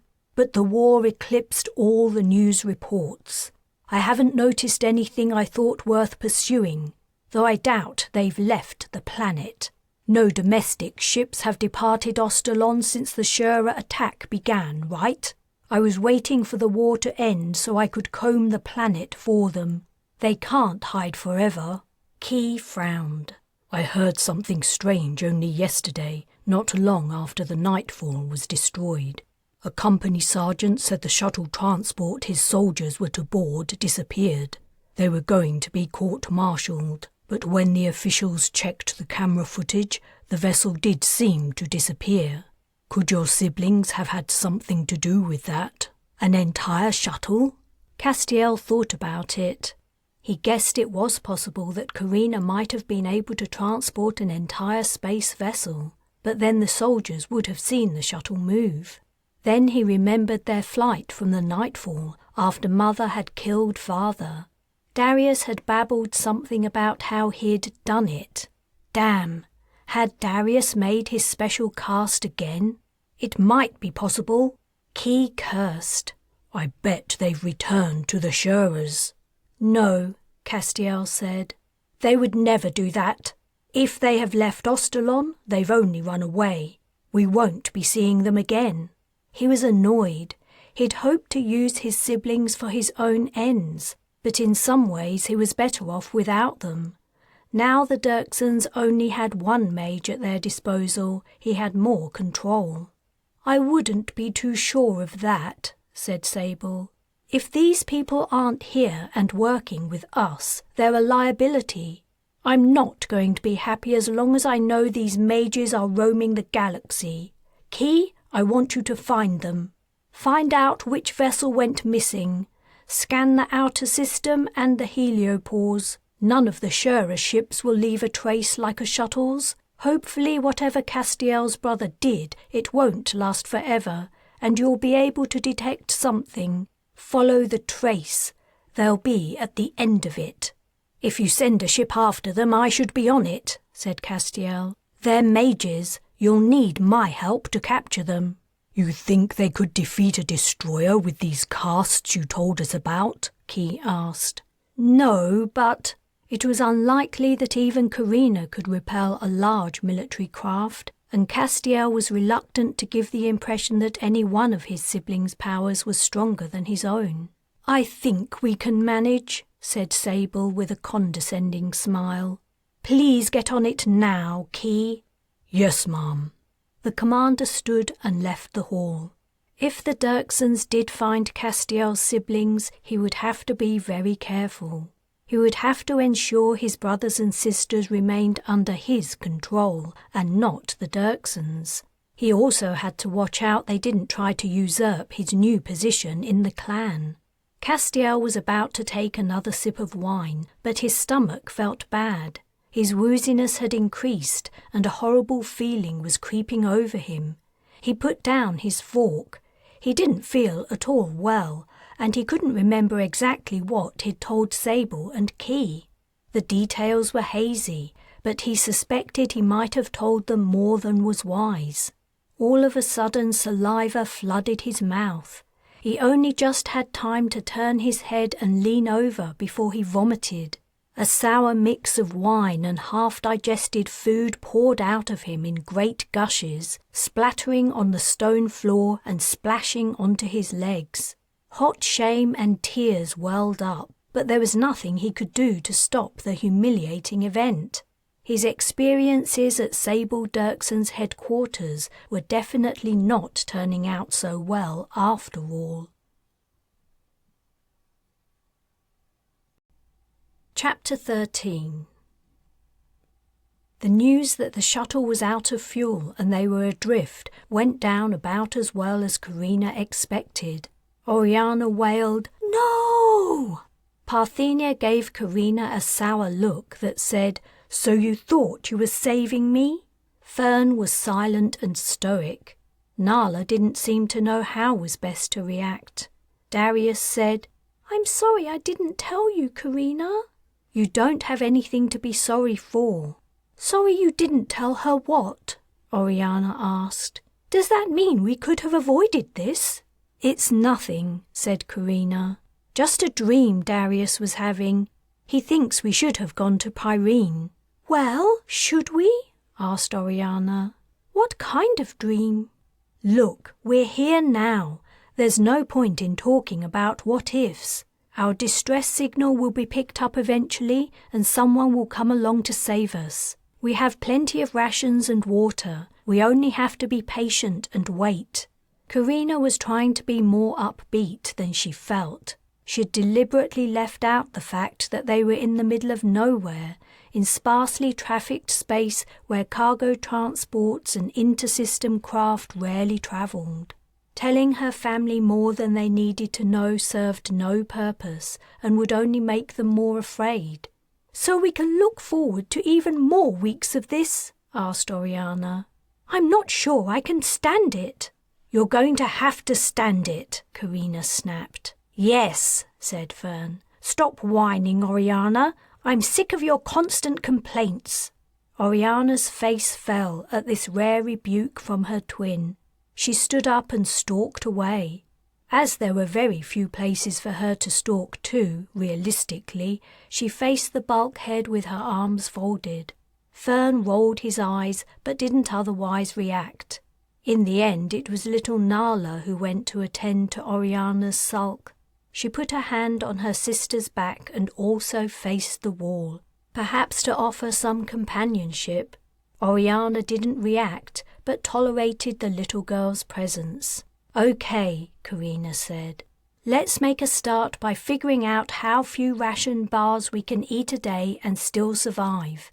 We haven't been keeping count because we thought we had plenty to last us, but we should think about how many we need to not feel too hungry." "We should make a cleaning schedule too," said Bryce.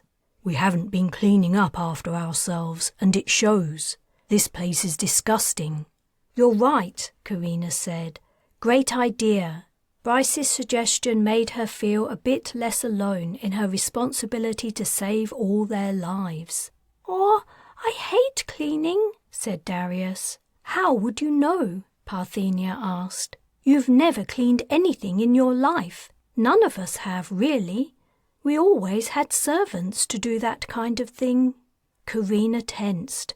Was Parthenia going to start complaining too? But her sister continued, "So now's a good time to start. I'll put together a rota." Carina thanked her, but Parthenia pretended she hadn't heard. The meeting broke up. Carina was wondering if she should talk to Oriana when an alarm sounded in the pilot's cabin. She groaned. What had gone wrong now? Giving Bryce a worried look, she went to find out. The scanners indicated a ship was approaching. She couldn't believe it. How was it possible that another vessel had heard their distress signal so quickly? She was about to shout out the joyful news when a realization hit. The ship had not hailed them, and it was almost impossible their signal had been picked up so quickly. What was far more likely was the ship had been on their tail, and now the shuttle had stopped, the pursuers had caught up. Just when she was thinking they were in a bad way, things had gotten even worse. "What is it?" Bryce asked as he entered the cabin. "Enemy ship. I'm guessing it's the Dirksons." "Are you sure? Maybe it's come to rescue us." "Not likely. Not so soon. And I can't think of a better explanation for a ship suddenly appearing the minute we stop. Can you?" "No. So, what do we do?" Carina was already running through the possible courses of action. They had enough elixir for a few casts. They would have no choice about being boarded. The little shuttle carried no weaponry. The question was, what could they do after that to avoid being taken back to Ostalon? Could they take over an entire ship? It would be hard, probably impossible, but they had to try. Carina checked the scan readings on the approaching ship. The fact the vessel wasn't hailing them confirmed her conclusion this was no rescue. She only hoped Castiel hadn't ordered the Dirksons to blow his siblings to pieces. But the vessel was a destroyer and already within range to fire. If Castiel wanted them dead, they would be atomized by now. No, he wanted the mages alive and under his control. "I hope Castiel isn't aboard," said Carina, "or we're screwed. If he isn't, we stand a chance. We can use the remaining elixir to cast the best we can and take command of the ship." "You want to try to take command of an entire destroyer?" asked Bryce, watching the display. "Do you have any better ideas? We can't get away from it, and the only alternative to taking it over is to trigger it self-destruct. If we did that, we'd be right back where we started, adrift with scant hope of rescue." I guess you're right. Okay, take over the ship is what we do. It'll reach us in a couple of minutes. I have to tell the others what's happening and make a plan. But as she stepped past Bryce to leave the cabin, he said, Carina, wait, look. She swung around to look again at the display, and her eyes popped. Another ship was approaching. 2 ships? Carina checked and double-checked the readings, wondering if the faulty fuel gauge wasn't the only problem with the shuttle's instruments. But as far as she could tell, the information was accurate. What's happening? Fern asked, poking his head around the cabin door. I have no idea, Carina replied. Then the first ship fired on the newcomer. What the hell? Bryce exclaimed. A beat later, the pulse hit. The second ship appeared to survive the blast. Are they fighting over us? Asked Bryce. Is the other one a Shura ship? It was the only explanation, but the answer brought more questions. It was conceivable the Dirksons had tracked them to their current position by following the trace. Darius's cloak cast would have dissipated eventually. But how had the Shuras found them? Or had they been following the Dirksons' destroyer? The Dirkson ship fired again, and again the pulse impacted the Shura vessel at close quarters. Somehow the vessel withstood the second blow, and once more it didn't return fire. Carina watched the battle curiously, more worried about what would happen afterward than which side won. The mage's fate was equally dicey whatever the outcome. She couldn't understand why the Shura ship wasn't returning fire. Its captain didn't seem to be trying to engage in a parley. Then the readings went crazy. A split second later, something hit the shuttle. The force of the impact threw her against the bulkhead. Her back collided with a strut, and the next few minutes were confused chaos as the vessel tumbled over and over. She was flung around the pilot's cabin, colliding with Bryce. She put her head down and tucked herself into a ball to minimize the damage to her body. Finally, the tumbling slowed enough for her to grab the back of the pilot's seat and steady herself. Bryce was out cold, bobbing next to the ceiling. Blood welled from a cut on his head, forming a thick pool of red that dispersed in globules. The agrav was out. Bryce! She pushed against the shuttle console with her feet to reach him. He moaned and his eyes opened. He was coming around. Bryce, can you hear me? Are you okay? His gaze focused on her. I'm all right, I think. Head hurts. Letting go of his shirt, she propelled herself into the main cabin of the slowly spinning vessel. The children were scared and crying. There were several bumps and grazes, but no one seemed to have suffered a serious injury. The piles of makeshift bedding had served as buffers between them and the hard shell of the cabin interior. "What's going on?" Fern asked. "Is someone attacking us?" "I don't know," Carina replied. "I don't think so. If either of the battling ships had wanted to destroy the shuttle, they could have done so easily, and no one would have had time to register what had happened." "Carina!" She gripped the handlebars that lined the bulkhead and pulled herself into the pilot's cabin. Bryce was hanging over the controls, droplets of blood suspended in a cloud around his head. "It's gone. The destroyer that arrived first. It's been blown to bits." So that's what happened. The Shura ship finally fired back. The debris hit us. A warning flashed on the console display, and at the same time yet another alarm began to wail. She cursed. The shuttle was leaking atmosphere. As if we don't have enough problems. She swept the interface with her fingers, bringing up the sight of the leak. The shuttle should auto-repair, but she also wanted to check that it was. Shit! The vessel hadn't been alerting them to a leak, but leaks. The impact of the exploded ship's debris had riddled them full of holes. It was a miracle no one had been hit. She hoped the Shura ship intended to pick them up quickly. They were losing air so fast, if it didn't, they were dead. She devoted the shuttle's remaining power to atmosphere generation to try to match the loss, or they would all be unconscious within minutes. Meanwhile, she briefed the others on what to do if they were boarded. She hadn't given up on her idea of taking over the enemy ship. A comm arrived. "Unidentified shuttle, prepare to be boarded." It was odd the other ship hadn't identified itself. She would have expected a Shura vessel to state its affiliation. "Are you ready, everyone?" Darius was going to lead their defense, enthralling whoever came through the hatch. Then they would have an indefinite amount of time to persuade the enthralled to give up their weapons and take them to their ship's bridge. It wouldn't be easy, but they really might be able to do it. Carina floated on one side of the hatch, waiting. Bryce waited on the other side. The children clung to the backs of seats, doing their best to hide. Darius peeked around his seat, looking nervous. The hatch lock released and the portal opened. Carina gave Darius a nod. He nodded back and swallowed elixir before shutting his eyes. People emerged through the shuttle entrance. "Now, Darius!" Her brother cried out and jerked backward, as if impacted by an unseen force. Carina reeled in shock. What was going on? Who had repulsed Darius's cast? Had Castiel returned to the Shuras? Bryce barreled into the side of one of the boarders, sending the man careening into the others.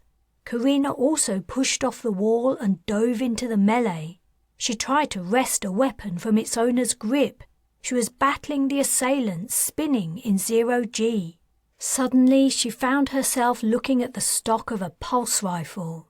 A curse formed on her lips, but she didn't have time to utter it before she was knocked out. Chapter 14. Castiel stood in the bright Ostalonian sunlight, hot and angry. Standing on the building of a balcony in the capital, he took a swig of elixir.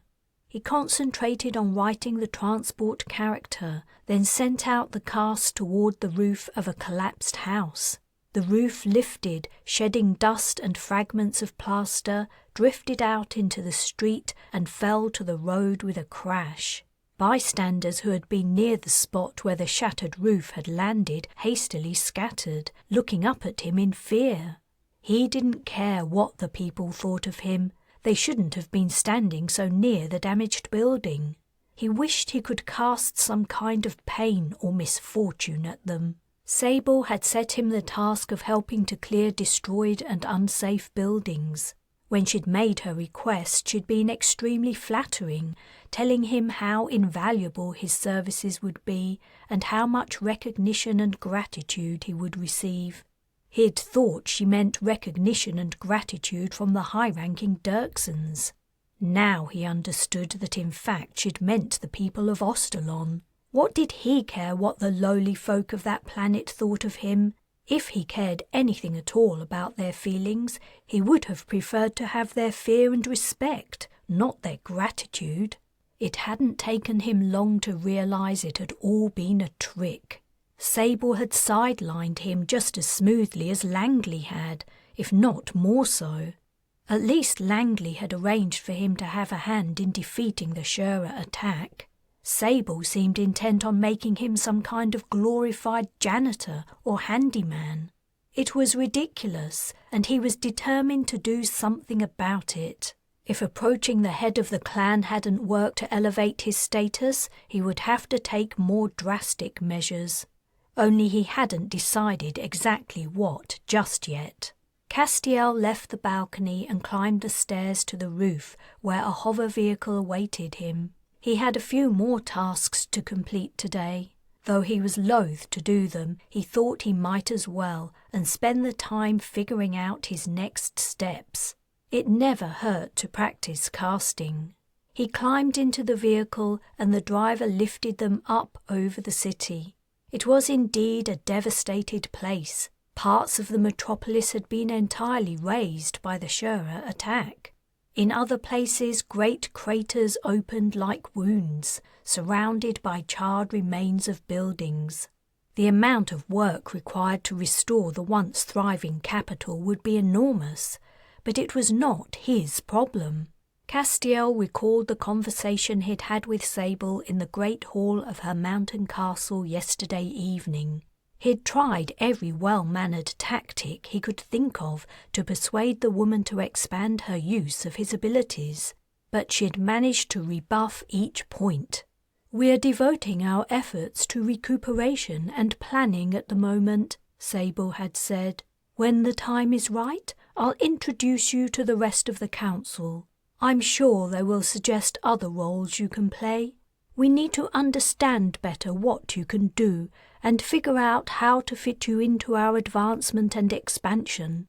Have some patience, Castiel. Your moment to shine will come." It had all sounded reassuring, but Sable had been careful to never mention exactly when his moment would come. He wasn't dumb, he was being put off, perhaps indefinitely. Did she fear his powers? He guessed so. Most people did. The hover vehicle alighted in a street. The place looked like it had been a poor, derelict area, even before it had suffered the Shura bombardment. His task was to demolish an apartment block that had received a direct hit. Half the building was torn away, and the other half was leaning at a dangerous angle. Castiel looked up at the broken rooms, their contents revealed to the world. Clothes hung from the torn floors. Wall decorations fluttered in the breeze. On the second floor, a corpse sat in a bathtub, a look of surprise on its rotting face. "Ugh, disgusting." His driver didn't answer. There was a knock on his window. A little girl was standing there, her face and clothes filthy and her hair a tangle of knots. "Have you come to rescue my grandpa?" the girl asked, though her voice was muffled by the glass. Castiel looked down at her rags and then up at her face once more before turning his head away pointedly. The little girl rubbed her eyes and wandered to the rear of the vehicle. "Please move farther down the street," he instructed the driver. "The exhaust may burn the child." "And?" The driver opened his door and climbed out. "My grandpa's stuck in there," said the girl, pointing at the precarious apartment block. "Can you get him out, please?" The driver shooed her away. He returned to his seat and moved the vehicle another 10 meters along the street. "If the man's been in that building all this time, he must be dead by now," Castiel said, half to himself. He wasn't a law enforcement officer or a splicer. If Sable had wanted to have people rescued, she should have sent someone else. He swigged his elixir, wrote the break character, and delivered the cast to the building remains. The structure rumbled and shook. The little girl stared at it and screamed. Bricks and concrete began to shatter and fall, and just in time the girl sped out of the way. Castiel watched the slow sliding collapse of walls, rooms and apartments. Clouds of dust rose, obscuring the demolished site. As the dust began to settle, he looked with pleasure on the pile of rubble that now blocked the street. Only hover vehicles would be able to traverse it. The girl was nowhere to be seen. Perhaps he should have done a better job. He could transport some of the rubble away and create a gap, but he would not. If Sable wouldn't bend to persuasion, perhaps he could show enough apparent incompetence to be assigned to different duties. Even doing nothing would be better than this current work. He'd been cooperative, but maybe the time for cooperation was over. Sable had seen what he was capable of when he'd killed Tremoil. She should be more careful about how she treated him, especially if she refused to allow him to rise in the clan. Someone who has nothing to lose. That was the answer. No more playing nice. He would return to the mountain castle and lay it on the line for Sable. Either she would give him a position worthy of his abilities, or he would use them against her. "Take me back to the headquarters," he told the driver. "I thought we had more assignments, sir." "Don't talk back. Do as you're told." Immediately, the vehicle lifted from the dusty street. When they were high above the capital, the driver turned and flew them in the direction of the mountains. As the vehicle landed inside the mountain castle, Castiel opened the door and stepped out, intent on confronting Sable. She might be the head of the Dirksen clan, but she was still only one woman, and a young one at that. She was an ordinary human being, while he was a mage. She would listen to him or she would suffer for it. He strode into the great hall. The stone chair was empty as always, but so was Sable's usual seat by the fire, where she would conduct her business via interface or in person. And the fire was out, as if she hadn't been there all day. A servant who had been cleaning the hall when Castiel entered hurried toward an exit. "Hey, you! Where is Madame Dirksen?" "I don't know, sir. The mistress left this morning, not long after yourself." He cursed. He didn't know how to contact her. She hadn't shown him enough respect to tell him. Her disregard really was unbearable. While he hesitated, wondering what to do, his interface chirruped. He'd received a message. He pulled out the device and read it. The message was from Sable. How had she found out where he was so soon? "I see you've returned early, Castiel Scherer. I wanted to speak to you this evening, but something urgent has called me away. I've been thinking about your brothers and sisters. There's still no message from the Torpil, the ship that went after the shuttle they stole. I can only assume the worst, that somehow they destroyed their pursuer.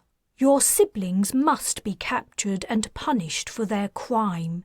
I'm also concerned about what they might do while at liberty.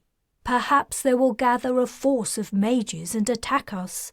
I want to prevent this possibility. I have sent another ship to discover what happened to the Torpil. If the ship is lost, I hope to find out where your siblings went. Perhaps I should have taken your advice and allowed you to go with the ship." Castiel's anger and frustration drained away. This was more like it. Sable Dirksen was finally recognizing his worth in the clan. He would insist on going along on any further expeditions to discover his siblings' whereabouts. He would be there when they were captured. With Carina and the others under his control, he would create an entire wing of a new Dirksen force, a mage division. Like it or not, his brothers and sisters would help him cut a swathe through the Scherer-controlled areas of the galactic sector. They would be unstoppable. Then, when the time was right, he would make his move and assume control of the Dirksen clan. He had a vision of 4 women standing outside his bedroom, all of them beautiful, all for his use. One of the women was Sable Dirksen. He saw himself walk up and down the line, surveying each woman from head to toe. Perhaps, if she was lucky, one night he would choose the former leader of the Dirksen clan. But that was for the future. Sable's message had calmed him somewhat. He was glad he'd heard from her rather than seen her in person. His anger might have made him hasty, and he could have said things he later regretted. He must remember that though he was a mage, he was alone. He had no guards to command, nowhere secure to sleep. His room had a lock, but that didn't mean he was safe. Someone could break in and steal his elixir while he slept, leaving him powerless. He must not let ambition and impatience be his downfall. Father had waited years to play a bigger role in Scherer affairs. He must exercise the same restraint. Yet the day's frustrations had left him tired. He decided to go to his room and rest while he awaited Sable's return.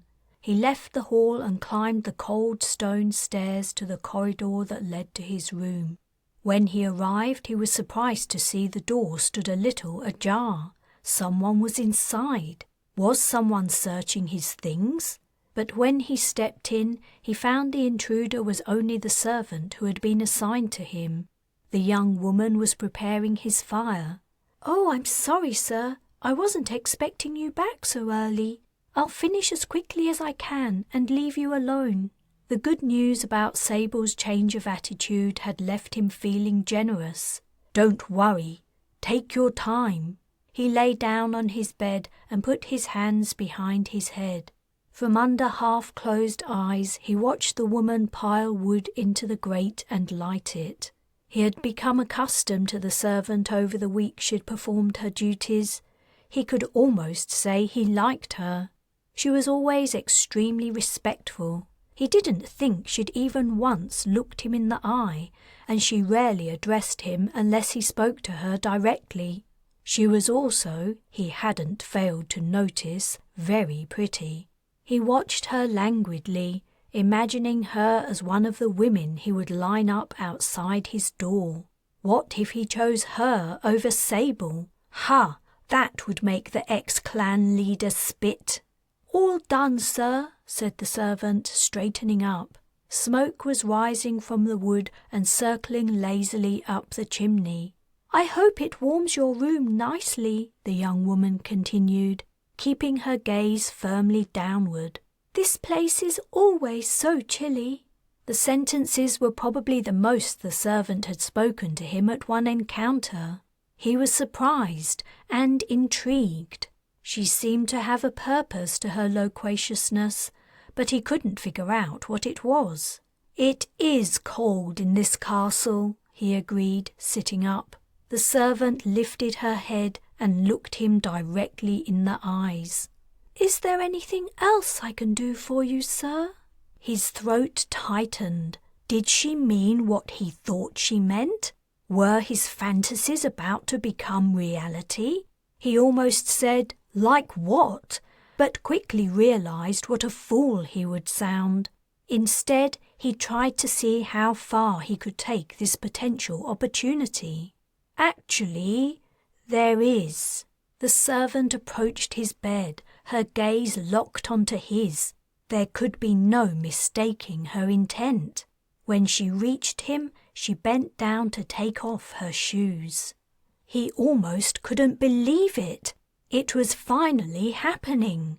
He'd imagined a different kind of scenario where he would take what he wanted, whether the girl agreed to let him or not. So this was strange, but good. Good enough. She had to find him irresistible. She sat on the edge of his bed and began to unfasten her blouse. The end. This has been Wildfire and Steel, Mage Saga Book 3, written and narrated by J.J. Green. The next book in the Mage Saga series is Mercenary Mage, Mage Saga Book 4. For more J.J. Green books, visit jjgreenauthor.com.